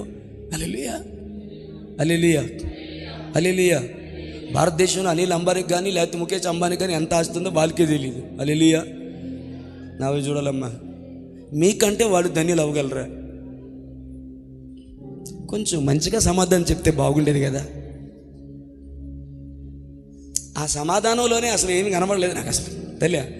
ఆ సమాధానంలో కూడా మొత్తం సర్వాన్ని కోల్పోయి వరద బాధితులు అలా చెప్పావు. నేను అడిగిందంటే ఏంటి? హల్లెలూయా. అనిల్ అంబానీ గొప్పడా, నువ్వు గొప్పవా? నువ్వు గొప్పవా? మాట్లాడలేదండి మీరు. ఓ అనిల్ అంబానీ ఎవడో మీకు తెలీదా? నరేంద్ర మోదీ గొప్ప, నువ్వు గొప్ప? హల్లెలూయా, హల్లెలూయా. నీకు తెలిసిన అత్యంత ధనవంతుని ఒకరిని గుర్తు చేసుకో. ఆడు గొప్ప, నువ్వు గొప్ప? హల్లెలూయా. మరి ఎందుకు చెప్పించుకుంటావు? మరి ఎందుకు తిట్టుకుంటావు? మరి ఎందుకు శాపనద్దలు పెట్టుకుంటావు? మరి ఎందుకు గోడకేసి కొట్టుకుంటావు, నేలకేసి కొట్టుకుంటావు? నీకోసం ఆయన శివులో కొట్టించుకున్నాడు చాలు. హల్లెలూయా, హల్లెలూయా. తల మీద ముళ్ళ కిరీటం పెట్టించుకున్నాడు చాలు. కాలు చేతులు మేకులు కొట్టించుకున్నాడు చాలు. నువ్వు మొత్తం కొత్తగా ఏం గీయాల్సిన అవసరం లేదు.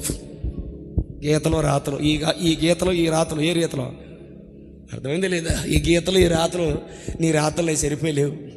హల్లెలూయా, హల్లెలూయా, ఆమేన్. ఆయన సన్నిధిలో మాత్రమే మనకు విజయం దొరుకుతుంది. హల్లెలూయా. రైట్. నాకు టైం, నేను ఫాలో అవుతున్నాను. Praise the lord. హల్లెలూయా. మూడోది ఏంటి?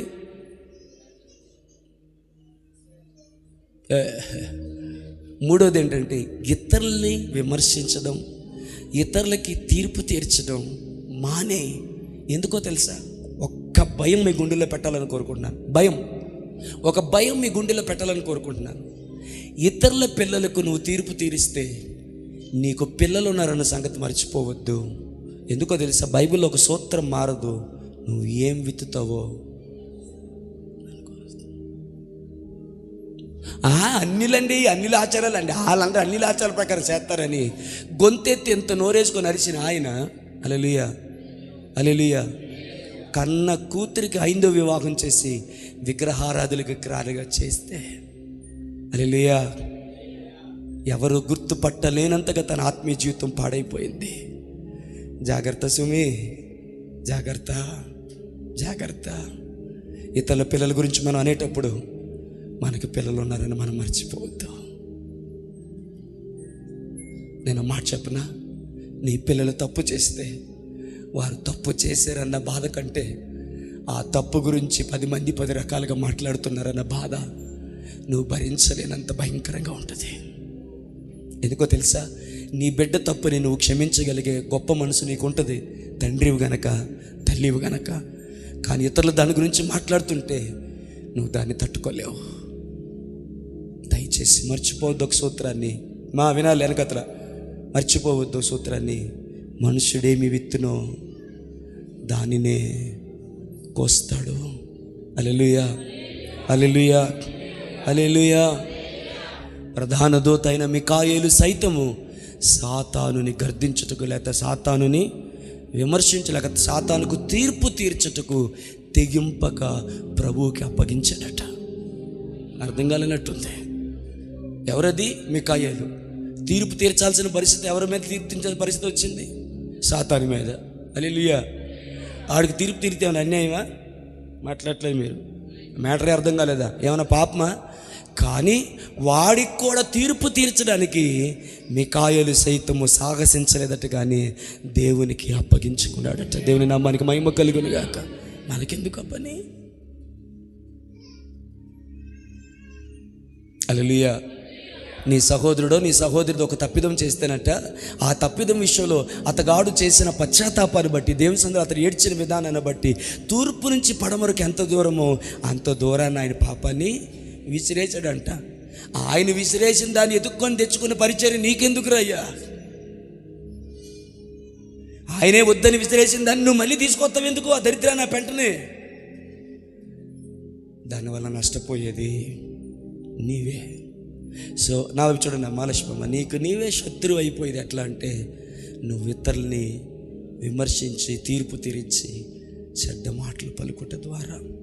అది మనకి అన్నటికి దూరమగునుగాక. తీర్పు తీర్చే అధికారం సింహాసనమందు కూర్చున్న మన ప్రభువైన యేసుక్రీస్తుకు తప్ప మరి ఎవరికీ లేదు. హల్లెలూయా. 4వది ఏంటి చెప్పలే, నాకున్న కొంచెం టైంలో కొంచెం చెప్పి ముగిస్తాను. హల్లెలూయా. నిన్ను నీకే శత్రువు చేసే 4వ విధానం, లేకపోతే 4వ మార్గం ఏంటంటే ప్రేయర్లెస్నెస్. ఏంటది చెప్పండి? ప్రార్థన లేమి. చెప్పండి, అందరు చెప్పాలి. ఏంటది? ప్రార్థన లేకపోవడం వల్ల నీకును, నీ కుటుంబానికి, నీ వ్యక్తిగత ఆత్మీయ జీవితానికి, నీ కుటుంబ జీవితానికి నీకు నీవే శత్రువుగా మారిపోతావు. గమనించండి, నీకు నీవే శత్రువు అయిపోతావు. ఓ తండ్రి, ఓ తల్లి, కుటుంబ యజమానురాలా, నీవు ప్రార్థించకపోవడం వలన నీ కుటుంబానికి నీవే శత్రువు అయిపోయే ప్రమాదం ఉంది. అనగా నీవు ప్రార్థించలేని స్థితి శత్రువు చొరబడ్డానికి, శత్రువు ప్రవేశించడానికి, దొంగ ప్రవేశించి దొంగతనమును, నాశనమును, హత్యను చేయుటకు ఆస్కారాన్ని, అవకాశాన్ని నువ్వు ఇస్తావు. నీ ప్రార్థన నీ కుటుంబానికి కంచె అవుతుంది. అంతకు మించి పెదవులోతైన విషయం కానీ చెప్పాక చాలా ప్రాముఖ్యమైన విషయం.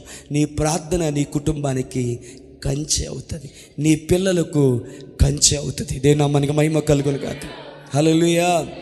నీ ప్రార్థన లేమి సాతానికి ఒక ద్వారాన్ని ఓపెన్ చేసి, సాతాను చొరబడి, అనగా దొంగ ప్రవేశించి దొంగతనమును, హత్యను, నాశనము చేయుటకు నీవు అవకాశం ఇస్తావు. దయచేసి ఈ మాటను ఇలాగే అర్థం చేసుకోండి.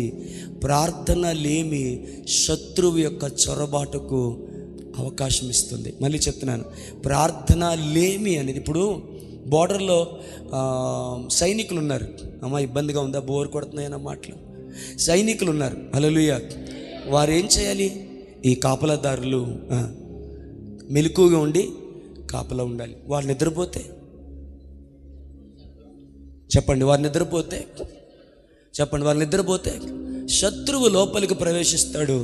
తాజ్ హోటల్ అయినా పేల్చేస్తాడు, ఇంకే హోటల్ అయినా పేల్చేస్తాడు, పార్లమెంట్ మీద దాడి చేస్తాడు, చిన్నపిల్లలను, అమాయకుల్ని, భర్తల్ని, భార్యలు శరీరాలు ముక్కలు ముక్కలైపోయి, ఈ మాట వినండి, గుర్తుపట్టలేనంతగా వారి జీవితాలను వాడు పాడు చేస్తాడు. అలాంటి ఒక ఉన్మాది, అలాంటి ఒక సైకో, అలాంటి ఒక భయంకరమైన ఉగ్రవాది, ప్రపంచంలో అతిపెద్ద భయంకరమైన ఉగ్రవాది ఎవరంటే అపవాది. వాడి దగ్గర ఏం లేదు తెలుసా? ఉగ్రవాదికైనా కొంచెం కనికరం ఉందేమో కానీ అపవాది దగ్గర కనికరము, దయ, దాక్షిణ్యము, జాలి లేదు. వాడు దేని ఎందు ఆనందిస్తాడంటే ఎంత అత్యధికంగా పాడు చేయగలలో, ఎంత అత్యధికమైన వదను తయారు చేయగలలో అంత అత్యధికంగా వాడు ఆనందిస్తాడు. ఎంత అత్యధికంగా నాశనం చేయగలడో అంత అత్యధికంగా వాడు ఆనందిస్తాడు. అర్థమైందని నమ్ముతున్నాను. నేను మన మహిమ కలుగును గాక. హల్లెలూయా. ఒక 10 నిమిషాలు చెప్పి తర్వాత నేను ప్రార్థనలోకి వెళ్ళిపోతాను. హల్లెలూయా, హల్లెలూయా, ఆమేన్. అనుదినము ప్రైజ్ ది లార్డ్. దేవుడు నీకు ఇచ్చిన 2 కుటుంబాల కొరకు, వెరీ గుడ్.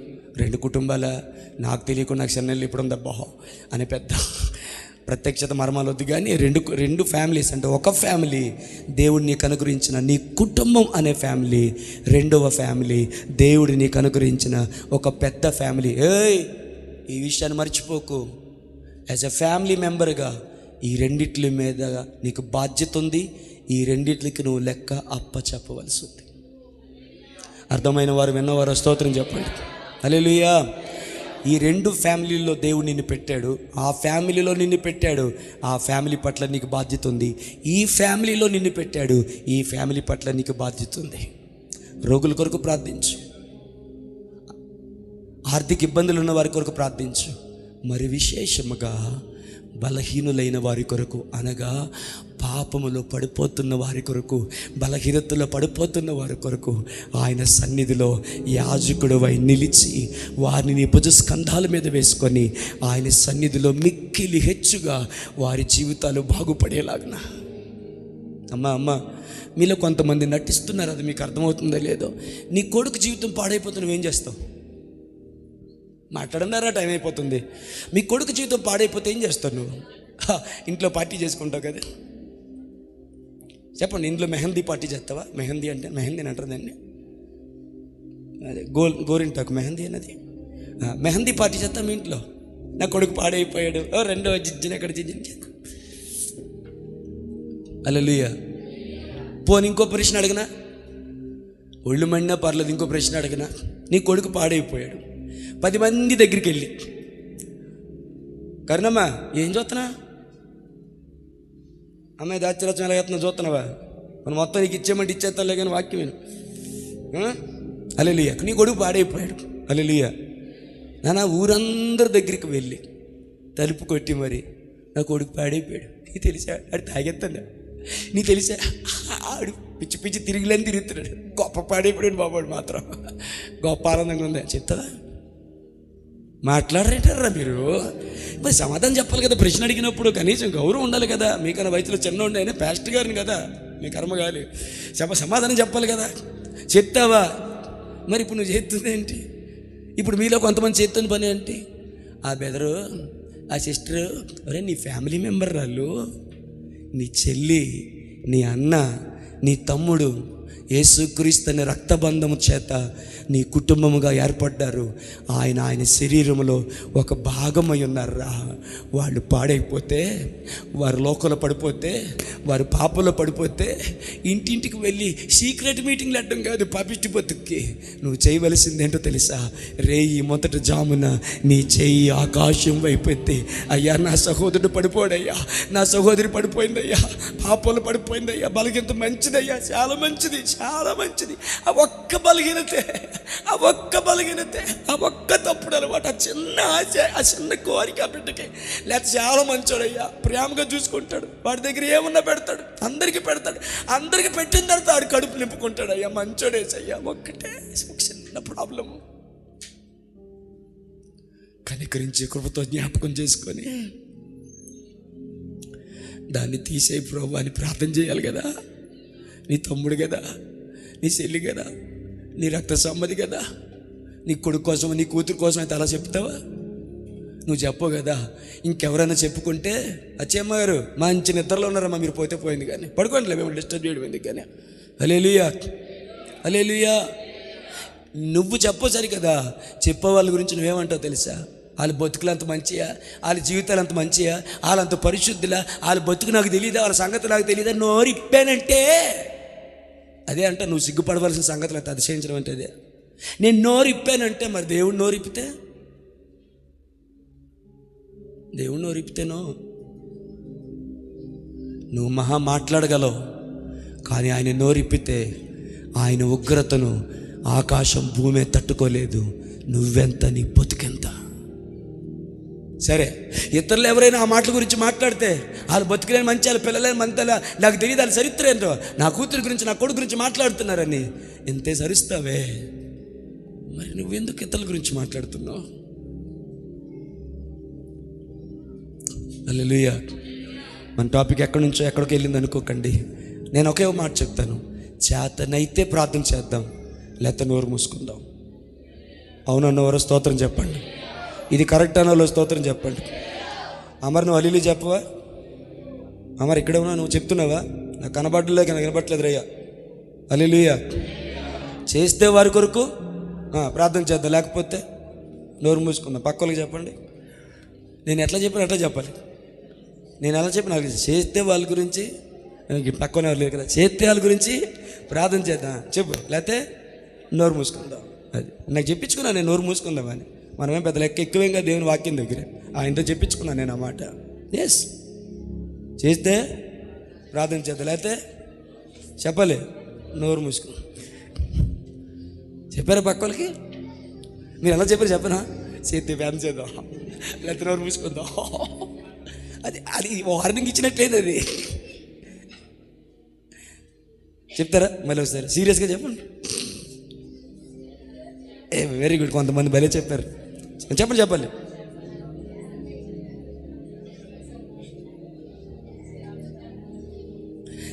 మీరు ఒకలాగా చెప్పారు, ఇంకోలాగా చెప్తారు. మీరు ఎలా చెప్పారంటే చేస్తే ప్రార్థన చేద్దాం, లేకపోతే నోరు మూసుకుందాం అని చెప్పారు కదా. ఇంకోలా చెప్తారా? చెప్పగలరా? చేస్తే ప్రార్థన చేయి, లేకపోతే నోరు మూసుకోమని చెప్పు. చెప్పు రాజా, నాకు చెప్పు. నేను చెప్పించుకున్నాను, రాజు చెప్పాడు నాకు, చేస్తే ప్రార్థన చేయలేదు నోరు మూసుకో, అంతేగాని పిచ్చి పిచ్చి పనులు మాట్లాడు. కానీ జోక్ అనుకుంటున్నారా? This is the culture of the Kingdom of God. This is the culture of the Kingdom of God. ఇది దేవుని రాజ్య నాగరికత.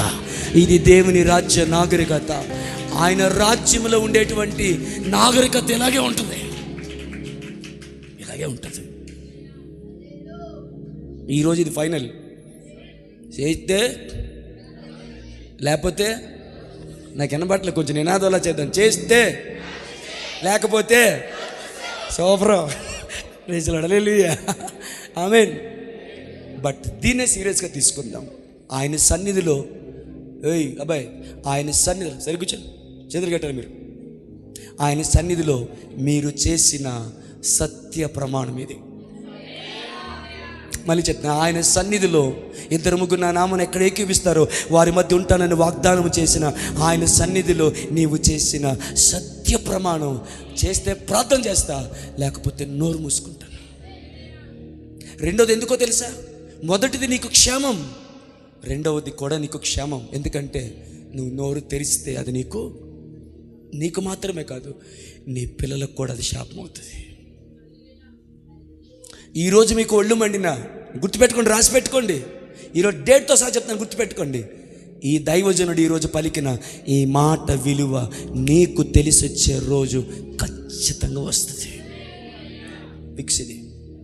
ఒకవేళ ఎవరికైనా ఇది కష్టంగా అనిపించుంటే వాళ్ళకి చెప్తున్నాను, నీకు ఈరోజు ఈ మాట నచ్చలేదేమో, కానీ గుండెలో పెట్టుకో, డేట్తో సహా. ఈ మాట విలువ నీకు తెలిసొచ్చే రోజు వస్తుంది. సో 4వ పాయింట్ ఏంటంటే ప్రేయర్లెస్నెస్. ఆమేన్. దేవుడు మనకు 2 కుటుంబాలు ఇచ్చాడు. ఆ కుటుంబం కొరకు ప్రార్థన చేద్దాం, ఈ కుటుంబం కొరకు ప్రార్థన చేద్దాం. ఆ పిల్లల కొరకు ప్రార్థన చేద్దాం, ఈ పిల్లల కొరకు ప్రార్థన చేద్దాం. ఆ పెద్దల కొరకు ప్రార్థన చేద్దాం, ఈ పెద్దల కొరకు ప్రార్థన చేద్దాం. హల్లెలూయా, హల్లెలూయా. హల్లెలూయా. ఓకేనా? ఫిక్సా? లోక మర్యాదలు మమకారాలు గతించిపోవునే, ఆత్మీయులతో అక్షయానుబంధం అనుగ్రహించితివే. అందుకే ఈ స్తుతి ఘన మహిమల స్తోత్రాంజలి. ఎందుకు పాడేవన్నా ఈ పాట? మధ్యలో మా పాట అందుకుంటే బాగుంటుందో, శరణం పాడితే బాగుంటుందా? నాకు కాదు. హల్లెలూయా. గతించిపోయే ఆప్యాయతల్లో, అనురాగాల్లో, బంధాలలో, గతించిపోయే ఈ లోక సంబంధాలలో ఉన్న కుటుంబము కొరకే అంత ప్రార్థన చేస్తే, గతించిపోని అక్షయ సంబంధం, అనుబంధ సంబంధం, నిత్య సంబంధాన్ని ఏర్పాటు చేసినటువంటి ఈ కుటుంబము కొరకు, ఈ రక్త సంబంధము కొరకు ఇంకా ఇంత ఎక్కువగా హెచ్చుగా ప్రార్థన చేయాలి. మళ్ళీ చెప్తున్నాను, హల్లెలూయా. లోక మర్యాదలు మమకారాలు గతించిపోతాయి, అయ్యే ఉండవు. అత్త మామ డోలుడో కనికి పోతాయి. హల్లెలూయా. ఆత్మీయులతో అక్షయ అనుబంధాన్ని ఏర్పాటు చేశాడు కదా. క్షయమైన అనుబంధాల కోసం అంతగా కన్నీరు కార్చి ప్రార్థన చేస్తే, అక్షయ అనుబంధము కొరకు, అక్షయ కుటుంబము కొరకు ఆయన సన్నిధిలో ఇంకెంత ప్రార్థన చేయాలి అన్నది కదా నా ప్రశ్న. కొంతమందికి అర్థం కావట్లేదు, తీర్పు తీర్చకూడదు కానీ వినేటట్టు నటించే వాళ్ళు కొంతమంది, అసలు వినలేని వాళ్ళు కొంతమంది, జాగ్రత్తగా ప్రతి మాటను గుండెల్లో పెట్టుకుంటున్న వారు కొంతమంది. వారందరిని బట్టి దేవుని నామానికి మహిమ కలుగును గాక. అందరిని బట్టి. Hallelujah, hallelujah, amen. Praise the Lord. మమ్మను శోధనలోనికి తేక దుష్టుని నుండి లేక కీడు నుండి మమ్మలను తప్పించుము. నువ్వు తప్పించగలవు, ఎందుకంటే రాజ్యము, బలము, మహిమయు నిరంతరము నీవే అయ్యన్నావు తండ్రి. హల్లెలూయా. రాజ్యము నీది, బలము నీది, మహిమ నీది. కాబట్టి మేము శోధనలోనికి పోకూడదు, కీడులోకి పోకూడదు. నీ బలములో మేము ఉండాలి, నీ రాజ్యములో మేము ఉండాలి, నీ మహిమలో మేము ఉండాలి. రాజ్యము నీది, బలము నీది, మహిమ నీది. కాబట్టి శోధనలోనికి తేక కీడు నుండి మమ్మల్ని తప్పించమని ప్రార్థన చేయమన్నాడు. ఏమర్థమైంది మీకు? 5 నిమిషాల టైం ఉంది నాకు. ఏమర్థమైంది మీకు? ఏమర్థమైంది? బలము ఆయనది, రాజ్యము ఆయనది, మహిమ ఆయనది. ఆ మహిమలో, ఆ రాజ్యములో, ఆ బలములో నేనుండులాగున శోధనలో నుండి, కీడులో నుండి నన్ను తప్పించు ప్రభువా అని మీరు ప్రార్థన చేయమంటున్నాడు. ప్రార్థన చేయకపోతే శోధనలోను, కీడులోను, దుష్టుని చేతిలోను మీరు పడతారు అని అర్థం వస్తుంది కదా. ఆ మార్గం గుండా వెళ్ళొద్దురా. హల్లెలూయా. ఆ మార్గం గుండా వెళ్తే అక్కడ గొయ్యి ఉందిరా అంటే అర్థం ఏంటి?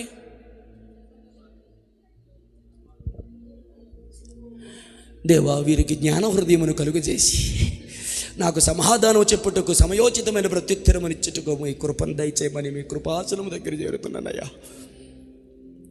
ఆ దారిలో గొయ్యి ఉందిరా అంటే అర్థం ఏంటి? వెళ్ళొద్దని చెప్పడం కదా. హల్లెలూయా.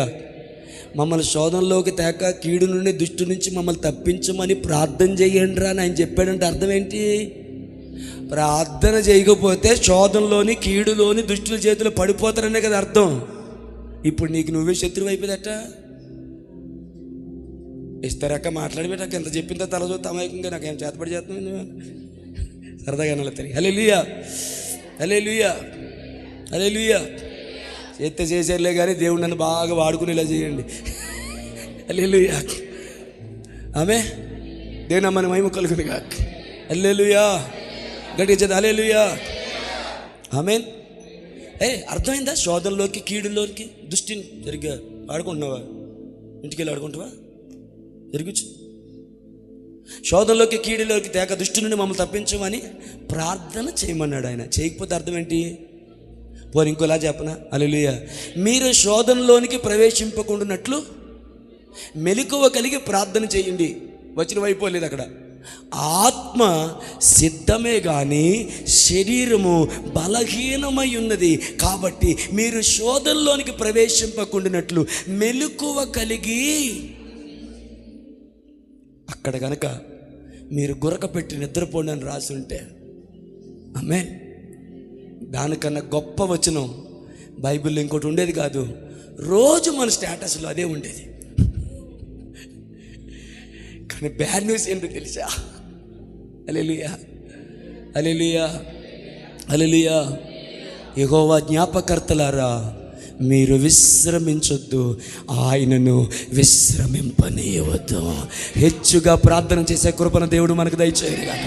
హెచ్చుగా ప్రార్థన చేసే కృప దేవుడు మనకు దయచేయను గాక. శత్రువు యొక్క జ్ఞానానికి మించిన ప్రార్థన, శత్రువు యొక్క బలమునకు మించిన ప్రార్థన, శత్రువు యొక్క ప్రణాళికలకు మించిన ప్రార్థన, పరిస్థితికి మించిన ప్రార్థన, శత్రువు యొక్క బలమునకు మించిన ప్రార్థన మనము హెచ్చుగా ప్రార్థించుటకు, దివారాత్రమును ప్రార్థించుటకు, అత్యధికముగా ప్రార్థించుటకు ఆయన కృప మనకు దయచేయును గాక. ఆయన ఆత్మాభిషేకాన్ని మనకు దయచేయును గాక. హల్లెలూయా, ఆమేన్. ప్రార్థన చేయడం మాకు నేర్పించండి ప్రభు అని అడిగితే, మమ్మల్ని శోధనలోనికి తేక కీడు నుండి దుష్టు నుంచి మమ్మల్ని తప్పించమని ప్రార్థన చేయమని అడిగాడంటే అర్థం ఏంటి? మీరు ప్రార్థన చేయకపోతే మీరు శోధనలో పడతారనే కదా. అమ్మ అర్థమవుతుందమ్మ నా బాధ. ఒక 5 నిమిషాలు ఊపి పెడితే ఆమె చెప్పేస్తే అయిపోద్ది. ఓ ఈ సంస్కారం ఉంది కదా ఈరోజు. Hallelujah, praise the lord, hallelujah, amen, hallelujah. Right. మీరు శోధనలోనికి ప్రవేశింపకుండునట్లు మెలకువ కలిగి ప్రార్థన చేయండి. ప్రార్థన చేయకపోతే ఆన్సర్ చేయాలి నాకు. నవీన్ గారు ఏం చేస్తున్నారు అక్కడ? ఏం చేస్తున్నాను అడిగాను నేను. ఇసిరేస్తాను సెల్ ఫోన్ బయటికి. అటకలుగుందట్రా, బయటికి వెళ్ళి చూసుకోండి. సెల్ ఫోన్ ఏం చూసుకోవాలనుకో. వాక్యం చూస్తున్నారా? మరి నీ దగ్గర నచ్చేది అదే నిజం ఒప్పుకుంటావు. హల్లెలూయా, హల్లెలూయా, హల్లెలూయా. మీరు ఎప్పుడైనా మిమ్మల్ని దేవుడు కృపనిస్తే కొన్ని చర్చిల్లోకి మిమ్మల్ని దేవుడు అనుమతించను కాక. ఆ చర్చిలు ఎలాంటివి తెలుసా? డోర్ దగ్గరే సెల్ ఫోన్లన్నీ మూటగట్టేయాలి. హల్లెలూయా. మరొక నాకు చర్చ్ తెలుసు. ఆమేన్. నీ చెప్పుల మీద నీ సెల్ ఫోన్ పెట్టాల. మన కర్మ ఏం తెలుసా? మన కాళ్ళ దగ్గర బైబిల్ ఉంటుంది. చెప్పండి. గుండెకి దగ్గరలో సెల్ ఫోన్ ఉంటుంది. ఒరే గుండెకి దగ్గరలో సెల్ ఫోన్ ఉంది, బైబిల్ ఎదురా అంటే కింద కింద.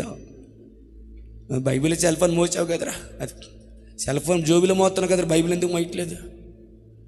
చెప్పట్టుకుంటామని బైబిల్ అయితే మాత్రం. మరి దీన్ని ఎంత చెప్పట్టుకుంటారా? రాత్రులు పడుకునేటప్పుడు చేతిలోనే ఉండాల. హల్లెలూయా. దైవజనులు జాన్వచ్చులు గారు అడిగారట, యారా మూతి అలా వాసిపోయిందేరా, వాడు ఎవడో గుర్తొస్తున్నాడు మాకు, అట్లా వాసిపోయింది ఎరా అంటే వాళ్ళ అమ్మ చెప్పిందంటే. రాత్రులాడు ఆడు ఫోను, యాపిల్ ఫోను ఇస్తారమ్మ గారండి. వాడి ఫోన్ యాపిల్ ఫోన్ అండి, ఎంత బరువు ఉంటుంది, అది 1 కేజీ ఉంటుంది. అది వాడు చూస్తుండగా టెపీమని ఇద్దరిలో మీద పడిపోయింది. హల్లెలూయా. ఇంకిప్పుడు నయమండి మూత ఒకటి వచ్చింది, రాత్రి రక్తం వచ్చేసిందని బాబు ముక్కులోంచి. హల్లెలూయా. ఎరా మరి ఈరోజు కూడా చూస్తామని అడిగాడు దైవజనుడు కదా. బైబిల్ కింద ఉంటుంది సెల్ ఫోను, గుండెకు దగ్గరలో ఉంటుంది. మీరు దిల్ కా ధడకన్. సరే, హల్లెలూయా. మీరు శోధనలోనికి ప్రవేశింపుకున్నట్లు మెలకువ కలిగి ప్రార్థన చేయండి. జోగ్గా తీసుకోకండి మెసేజ్ని. ప్రార్థన లేమి దుష్టిని ప్రవేశానికి అది గొప్ప రహదారి అవుతుంది. చాలా క్లియర్గా చెప్పాడు బ్రదర్ ప్రభు. మీరు శోధనలోనికి ప్రవేశింపకుండునట్లు. ప్రకాష్, శోధనలు మనకు రావా? రావన్నోళ్ళు ఎవరైనా ఉన్నారు ఇక్కడ? మీ కాళ్ళు బట్టి ఆ కాళ్ళు గడిగి ఆ కాళ్ళు నెత్తి మీద తెచ్చుకొని పుణ్యం కట్టుకుంటే నీవుడైనా ఉన్నారు ఇక్కడ? శోధన రానున్నారు. శోధన అందరికి వస్తుంది, కానీ మీరు శోధనలోనికి ప్రవేశింపకుండునట్లు, మీరు శోధనలో పడిపోకుండా ఉండునట్లు మెలకువ కలిగి ప్రార్థన చేయుడి. హల్లెలూయా, హల్లెలూయా, హల్లెలూయా. శరీర సంబంధమైన మెలకువయు ఆత్మ సంబంధమైన మెలకువయు ప్రభు మనకు అనుగ్రహించును గాక. అందరూ చెప్పారు కదా, చెప్పకపోతే బాగోదు, ఏదో ఒకటి అంటాడని చెప్పేవాళ్ళు కొంతమంది ఉన్నారు. నాకు కనబడుతున్నారు మొఖాలు, వాళ్ళకి నేను తీర్పు తీర్చనులే. కానీ హల్లెలూయా, శరీర సంబంధమైన మెలకువ మనకుండని గాక, మరి విశేషముగా ఆత్మ సంబంధమైన మెలకువ కలిగిన వారముగా మనం ఉందము గాక. ఇంకొక మాట తెగించి మాట్లాడతాను. శరీర సంబంధముగా మీరు నిద్రలో ఉన్నప్పటికీ కూడా ఆత్మ మెలకువగా ఉండునుగాక. ఆత్మ సంబంధముగా మీరు మెలకువగా ఉందురుగాక. అపవాది విషయంలో మీరు మెలకువగా ఉందురుగాక. ప్రమాదాల విషయంలో మీరు మెలకువగా ఉందురుగాక. మీ పిల్లల విషయమై మీరు మెలకువగా ఉందురుగాక. మీ కుటుంబాన్ని నాశనం చేయాలనుకుంటున్న అపవాది విషయంలో మీరు మెలకువగా ఉందురుగాక. మీరు నిద్రిస్తున్న మీ ఆత్మ కన్నీరు కార్చునుగాక. మీరు నిద్రిస్తున్న మీ ఆత్మ ఘోషించునుగాక. ఆయన సన్నిధిలో మొర్రపెట్టునుగాక. మీరు కూడా మెలకువగా ఉండగలిగితే అది ఇంకా మంచిది కదా. హల్లెలూయా, హల్లెలూయా. రైట్.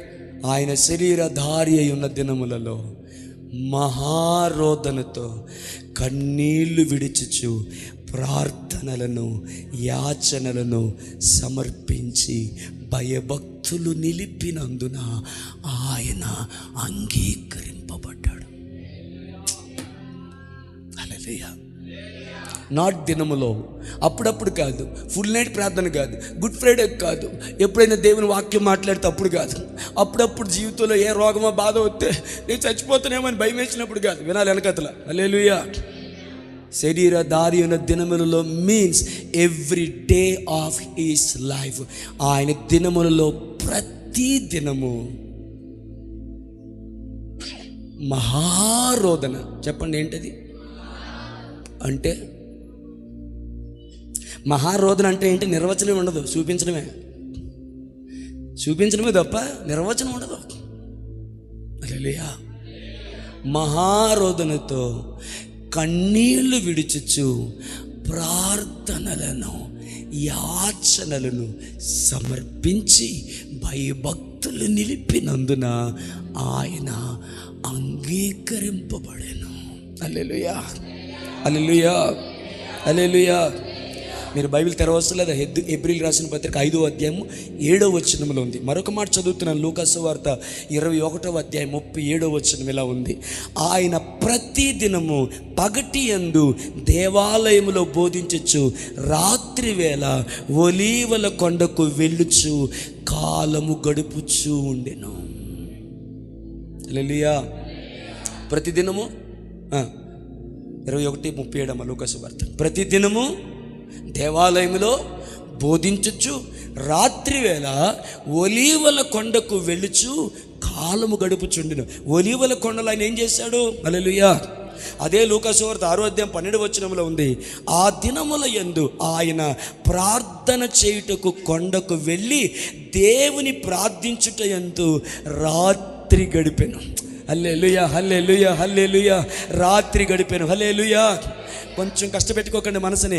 రాత్రి గడిపాను. ఆమేన్. హల్లెలూయా, హల్లెలూయా.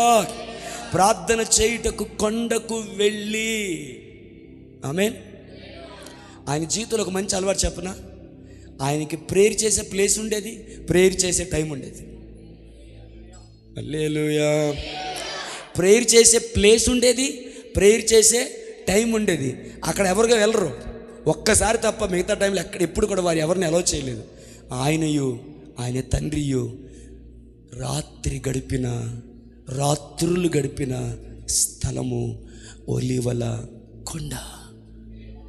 తెల్లవారుచుండగా ఆయన కనబడలేదని గ్రామమంతా వెతుక్కుంటూ వెళ్తే ఆయన ఒలీవల కొండలో దొరికాడంట.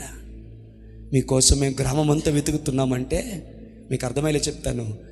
నేను గ్రామాల్లో దొరికేవాడిని కాదు, నేను నా తండ్రి సన్నిధిలో నా గడిపేవాడిని. హల్లెలూయా. రాత్రిపూట మీ అడ్రస్ మీ బెడ్ అయితే, రాత్రిపూట ఆయన అడ్రస్ ఒలీవల కొండ.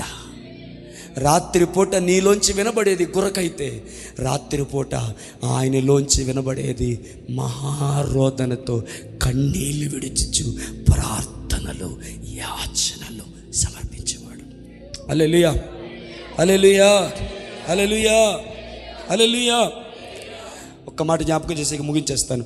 మరియు ఆయన వారితో ఇట్లా, నేను మీలో ఎవనైనాను ఒక స్నేహితుడు ఉండగా అతడు అర్ధరాత్రి వేళ ఆ స్నేహితుని యొద్దకు వెళ్ళి, స్నేహితుడా నాకు 3 రొట్టెలు బదిలిమ్మని ఆ స్నేహితుడిని అడిగితే, హల్లెలూయా, అదే లూకా సువార్త 11వ అధ్యాయంలో ఉంది. హల్లెలూయా. అడిగితే, నా పిల్లలతో నేను పడుకొని ఉన్నాను, ఇప్పుడు నేను మంచం దిగలేను, అర్ధరాత్రి వేళ నా పిల్లలను డిస్టర్బ్ చేయొద్దని ఆ స్నేహితుడు చెప్పునా, ఒకవేళ చెప్పినను అతడు స్నేహితుడైనందున సిగ్గుమాలి మాటికి అడిగినందున అతడు లేచి అతనికి సహాయం చేయను కదా. బ్రదర్, ఈ స్టోరీ అంతట్లో ఒక మాట రాత్రి నన్ను ఆకర్షించింది. అర్ధరాత్రి వేళ నన్ను ఆకర్షించిన మాట ఏంటో తెలుసా? అర్ధరాత్రి వేళ ఎవడికి కొంతమందికి ఏం అర్థం కాలేదు. ఏం చెప్పావు, నీకని అర్థమైందని చూస్తున్నారు నా వైపు. ఇప్పుడు నేను చదివాను ఒక మాట, అలా ఆయన మరియు వార్త ఇట్లా, మీలో ఎవరికైనా ఒక స్నేహితుడు ఉండగా అతడు అర్ధరాత్రి వేళ ఆ స్నేహితుని ఇంటికి వెళ్ళి, అర్ధరాత్రి వేళ నేను వాక్యం చదువుతున్నప్పుడు అర్ధరాత్రి వేళ, ఈ అర్ధరాత్రి అన్న మాట నన్ను ఆకర్షించింది. ఎందుకంటే ఆయన ఒక విషయం చెప్పాలనుకున్నాడు, చెప్పేయొచ్చు కదా. చెబుతుండగా ఆ మాటలో ఒక పదాన్ని పర్టికులర్గా ఆయన వాడాడు, అర్ధరాత్రి వేళ. అర్థమైన వారి స్తోత్రం చెప్పండి. అర్ధరాత్రి వేళ వెళ్ళి సిగ్గుమాలి మాటికి అడిగినందున అతడు అడిగిన దాన్ని పొందుకుంటాడు కదా. అంటే అర్థం ఏంటో తెలుసా? రాత్రి వేళ మనం పడుకోవడం కాదు. హల్లెలూయా. నిద్ర పట్టకపోతే మీలో చాలామంది చేసే పని ఫోన్ చూడడం, లేకపోతే అటు నుంచి ఇటు పొరలాడడం, ఇటు నుంచి అటు పొరలాడడం. హల్లెలూయా. లేదా గబగబా గ్లాసు నీళ్ళు తాగేసి వచ్చి మంచం మీద పడుకొని నిద్ర రావట్లేదు. రాని నిద్రని ఎందుకు అంత బతిలాడతావు? కోపం వస్తున్నట్టు కొంతమందికి, ఆల్రెడీ నిద్రలో ఉన్నట్టున్నారు వీళ్ళు. హల్లెలూయా. రాని నిద్రని రాయే అని ఎందుకు బతిలాడతావు? దానికి మళ్ళీ పూజలు పునస్కారాలు ఎందుకు? హల్లెలూయా. నిద్ర రావట్లేదు, నిన్ను నువ్వు కొట్టేసుకొని జుట్టు పీకేసుకొని, హల్లెలూయా, మళ్ళా గొల్లలు అయిపోయి, హల్లెలూయా, సంతోషాక ఎక్కడే ఉన్నావా? హల్లెలూయా. కింద పడిపోయి మీద పడిపోయి దుప్పటేసుకొని చిరాకు పడిపోయి ఫ్యాన్ స్పీడ్ పెంచుకొని నీ బాధ అంతా ఏంట్రా? రాని నిద్రని రాయే అని నువ్వు రప్పించుకోవడం ఎందుకు రయ్యా? కష్టం. నిద్ర రాకపోవడం మహాభాగ్యం రయ్యా. హల్లెలూయా. నాకు ఒక స్నేహితుడు చెబుతూ ఉంటాడు, తెల్లారు 3 గంటలు మెలకు వచ్చిందని, ఎంత గించుకున్న నిద్ర పట్టదు. నేను అంటాను, ఆ భాగ్యం నాకు దొరికితే ఎంత బాగుండేదిరా అయ్యా. హల్లెలూయా. నిద్ర పట్టకపోవడం కృపావరం అన్న వాళ్ళు స్తోత్రం చెప్పండి. నిద్ర పట్టకపోవడం మహాభాగ్యం అన్న వాళ్ళు స్తోత్రం చెప్పండి. కొంతమంది నన్ను ఎలా చూస్తున్నారు తెలుసా? అచ్చు అబద్ధ ప్రవర్తన చూసినట్టు చూస్తున్నారు నన్ను. ఒరే, నువ్వు చెప్పేది అంత కరెక్టేనా? నిద్ర రాకపోవడం మహాభాగ్యమా? నువ్వు బయటికి రా, నీ సంగతి చెప్తావు అన్నట్టు. హల్లెలూయా. నా మట్టుకైతే నిద్ర రాకుండా ఉంటే మహాభాగ్యము. రాని నిద్రను రాయే అని శాతపడి చేయడం మానేసి, హల్లెలూయా, నిన్ను నువ్వు కొట్టుకొని దాన్ని రప్పించుకొని ప్రయత్నాలు చేయకుండా, హల్లెలూయా, నా రక్తం చూస్తే అప్పుడైనా నిద్ర వస్తుందేమో నా నిద్ర దేవతను ఆహ్వానించకుండా, హల్లెలూయా, వస్తున్న నిద్రని ఏచి నాములో మా సీని మీద డైలాగ్ ఒకటి ఉంటుంది, తోలదాన్ని. హల్లెలూయా. వస్తున్న నిద్రని ఏచి నాములో తోలదాన్ని. హల్లెలూయా. మోకాలేసి హెచ్చుగా ప్రార్థన చేస్తే నీ కుటుంబానికి ఈ కుటుంబానికి అది ఎంతో దీవెనకరంగా ఉంటుంది. హల్లెలూయా. ఆమేన్. చెప్పాలనుకుంటున్న ముచ్చట ఏంటంటే, ప్రార్థన లేమి, ప్రార్థన చేయకపోవడం నీకును నీ కుటుంబానికి నువ్వు శత్రువు అయిపోవడానికి ఆస్కారం. ఇంకా చెప్పనా, అపవాది చొరబాటుదారులు చొరబడ్డానికి నీ పాపిష్టి నిద్ర ఒక కారణం. యెహోవా బలిపీఠం యొద్ద పరిచర్య చెయ్యు పరిచారకులారా, రాత్రి అంతయు గడుపుడే.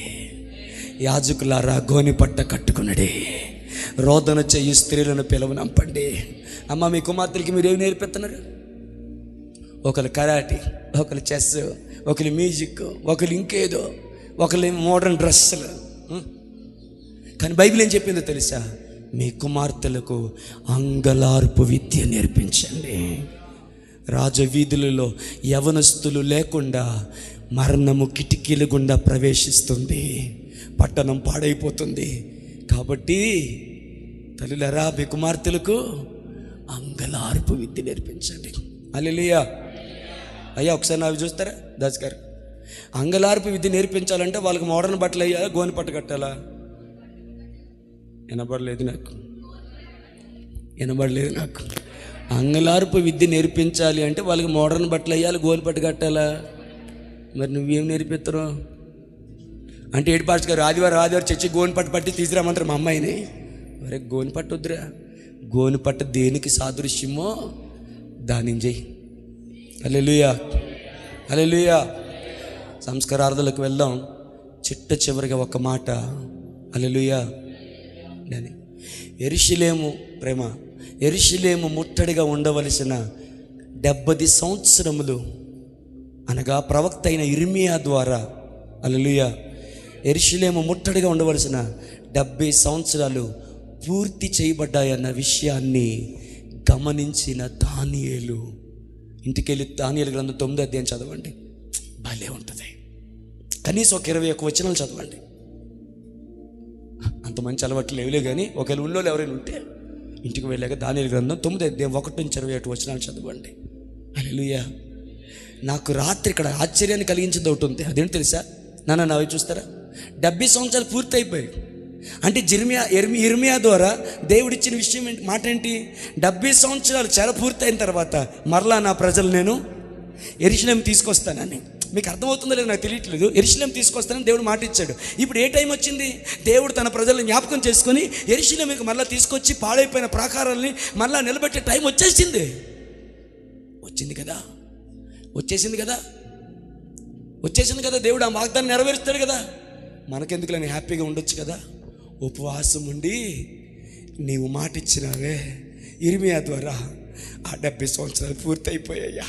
ఒక్కసారి జ్ఞాపకం చేసుకొని పాడైపోయిన యెరూషలేముని మరలా కట్టవా, పాడైపోయిన ప్రాకారాలు మరలా కట్టవని దానియేలు హెచ్చుగా ప్రార్థిస్తుండగా దేవుని దూత దానియేలు దగ్గరికి దిగి వచ్చి వారిద్దరి మధ్యలో జరిగిన సంభాషణ అద్భుతము, ఆశ్చర్యము, ఆదర్శము. ఆమేన్, హల్లెలూయా. ఎంతమందికి అర్థమైంది? ఎంతకు మించి సాగదీసే ఉద్దేశం, ప్రయత్నం, సాహసం నేను చేయలేను. కానీ 5వ పాయింట్ ఏం నేర్చుకున్నాం? 4వ పాయింట్ ఏం నేర్చుకున్నామంటే ప్రార్థన లేమి నిన్ను నీ కుటుంబానికి శత్రువుగా, నీకు నిన్నే శత్రువుగా మార్చి శత్రువు చేతిలో నిన్ను నాశనం చేసేస్తుంది. హల్లెలూయా. అన్నా నా పరిస్థితి బాగులేదు, నా అలవాట్లు బాగోలేదు, ఒక్క మాట చెప్పలేమండి. నా పరిస్థితులు బాగోలేదు, నా అలవాట్లు బాగోలేదు, నా మనస్తత్వం బాగోలేదు, సాక్ష్యాన్ని కోల్పోతున్నాను, వ్యక్తిత్వాన్ని కోల్పోతున్నాను, ప్రభువుకు దూరం అయిపోతున్నాను. సంపాదన అయితే వస్తుంది కానీ నా భార్యకి తెలీదు. నేను పేకల దాకా తిని నిద్రపోతున్నాను నా భార్య అనుకుంటుంది. కానీ దైవజనుడికి కానీ సంఘానికి కానీ ఎవరికి తెలియని ఒక బాధ గుండెల్లో నలిగిపోతున్నాను. నా ప్రభువుకి నేను దూరం అయిపోయాను. ఒక్క 5 అధ్యాయాలు బైబిల్ చదివింది లేదు, ఒక్క 10 నిమిషాలు చేతులు పైకెత్తి మోకరించి ప్రార్థన చేసింది లేదు. పేకల దగ్గర తిని పడుకుంటున్నాను నా భార్య అనుకుంటుంది. కానీ నా గుండెలో ఉన్న బాధ ఎవరికి తెలియట్లేదు. అన్నా నేనేం చేయాలి? ఒక్క మాట చెప్పి నేను ముగిస్తాను. ప్రార్థన చేయలేకపోతున్నావా? ఏం చేయాలన్నది నీ ప్రశ్నే అయితే ప్రార్థన చేయి. కమాన్ చర్చ్. ప్రార్థన చేయలేకపోతున్నావా? ఏం చేయాలయ్యా? ప్రార్థన చేయి. అదే కదా నా ప్రాబ్లం. ప్రార్థన చేయలేకపోతున్నానన్న చెప్పి ఆయన సంధిలో ప్రార్థన చేయి. కమాన్ చేయి. ప్రార్థన చేయలేకపోతున్నానని ప్రార్థన చేయి. బైబిల్ చదవలేకపోతున్నానని ప్రార్థన చేయి. నీకు దూరస్తుని అయిపోయినని ప్రార్థన చేయి. తనకు మొర్రపెట్టు వారి అందరి ఎడల ఆయన కృప చూపుటకు ఐశ్వర్యవంతుడని దేవుని యొక్క వాక్యం చెప్తుంది. ఆయన ప్రార్థన ఆలకించేవాడని వాక్యం చెప్తుంది. ప్రార్థన విన్న ప్రతిసారి కూడా చెరలో నుండి ప్రజలు విడిపించాడు. ఫిలిష్తీ చెరలోంచి విడిపించాడు, బబులోని చెరలోంచి విడిపించాడు, మిద్యానీయుల చెరలోంచి విడిపించాడు. నిన్ను విడిపిస్తాడు చెరలోంచి, నిన్ను విడిపిస్తాడు ఓటమిలో నుంచి, నిన్ను విస్తాడు పడిపోయిన చోట్లోంచి నిన్ను తప్పిస్తాడు. తనకి ప్రార్థన చేయి వారు అందరి ఎడల కృప చూపుటకు ఐశ్వర్యవంతుడైన దేవుని సంధిలో నేను ప్రార్థన చేయలేకపోతున్నాను. దేవాన్ని ప్రార్థన చేయి, దేవుడు సహాయం చేస్తాడు. మోకరించి ప్రార్థన చేసుకుందాం. సంస్కారాన్ని ఇక్కడ పెట్టండి. అందరూ కళ్ళు మూయాలి. మోకరించగలిగిన వారు మోకరించగలగాలి.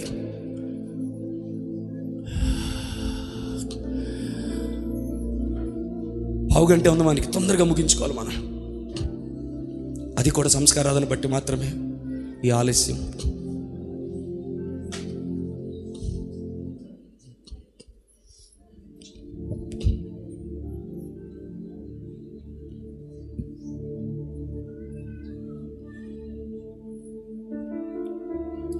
మోషే ప్రార్థించగా మన్నాను కురిపించితివి, యెహోషువ ప్రార్థించగా సూర్య చంద్రుల నాపితివి. మోషే ప్రార్థించగా మన్నాను కురిపించితివి, యెహోషువ ప్రార్థించగా సూర్య చంద్రుల నాపితివి. చేయి పైకెత్తి. ఏహో నీ నామము ఎంతో బలమైనది, ఎంతో బలమైనది, ఎంతో. ప్రార్థన వలనే పయనము, ప్రార్థనే ప్రాకారము, ప్రార్థనే ప్రాధాన్యము, ప్రార్థన లేనిదే పరాజయం. ప్రభువా ప్రార్థన నేర్పయ్యా, ప్రార్థించకుండా నేనుండలేనంతగా. ప్రభువా ప్రార్థన నేర్పయ్యా, ప్రార్థించకుండా నేనుండలేనంతగా. ప్రార్థనాదాలు తడపకుండా నా పయనం సాగదయా, నీ పాదాలు తడపకుండా నా పయనం సాగదయా. ప్రార్థన వలనే పయనము, ప్రార్థనే ప్రాకారము, ప్రార్థనే ప్రాధాన్యము, ప్రార్థన లేనిది పరా. నువ్వు ఓడిపోవడానికి, నువ్వు కృంగిపోవడానికి, శత్రువు నీలో ప్రవేశించడానికి, బాధ వేదన దుఃఖం దగ్గరికి ఉండి అయిపోవడానికి,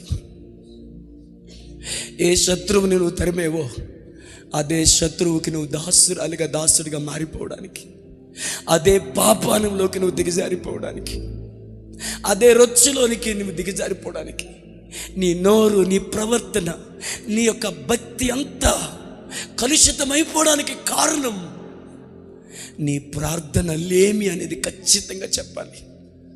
తమ్ముడా తమ్ముడా తమ్ముడా,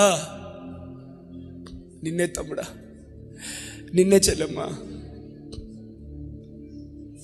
పడిపోయిన నీ ప్రార్థన బలిపీఠాన్ని మళ్ళీ కడతావా తల్లి? ప్రేమ మళ్ళీ కడతావా? ఒకవేళ పడిపోయి ఉంటే మౌనిక మళ్ళీ కడతావా? మహిమ కడతావా? తవిత కడతావా తల్లి? ఇద్దరు కడతావా అమ్మా? సంతోషమా పడిపోయిన ప్రార్థన బలిపీఠాన్ని కడతావా? అగ్ని సిద్ధంగా ఉంది దిగిరావడానికి. రాజు నీ ప్రార్థన బలిపీఠాన్ని మళ్ళీ కడతావా? కృపాసన నీ ప్రార్థన బలిపీఠాన్ని మళ్ళీ కడతావా? మధు మధు మధు నీ ప్రార్థన బలిపీఠాన్ని మళ్ళీ కడతావా?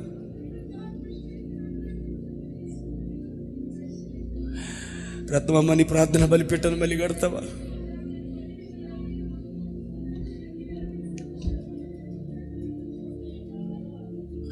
వెనుకున్న వారిని అడుగుతున్నాను, మీ ప్రార్థన బలిపీఠాన్ని కడతారా? అది నీకు క్షేమం, అది నీకు క్షేమం. పరిశుద్ధుడైన తండ్రి, మీరు మాకు ఇచ్చిన చక్కని సందేశం బట్టి వందనాలు. ఈ మాటలు మాలో కార్యసాధకం చేసి ఈ దినము నుండి ప్రమాదం మా జీవితంలో చొరబడక ముందే పరిస్థితులు మా కుటుంబంలో జొరబడుకోముందే నీ సన్నిధిలో హెచ్చుగా ప్రార్థించుటకు కృప దయచేయి ప్రభువా. హెచ్చుగా ప్రార్థించుటకు కృప దయచేయి. రాత్రి అంతయు గడుపుటకు కృప దయచేయి.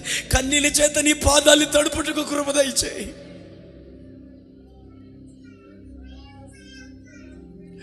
కనికరించండి, కనికరించండి, సహాయం చేయమని మా కుమార్తెలకు మా కుమారులకు అంగలార్పు విద్య మేము నేర్పించినట్లు సహాయం చేయండి.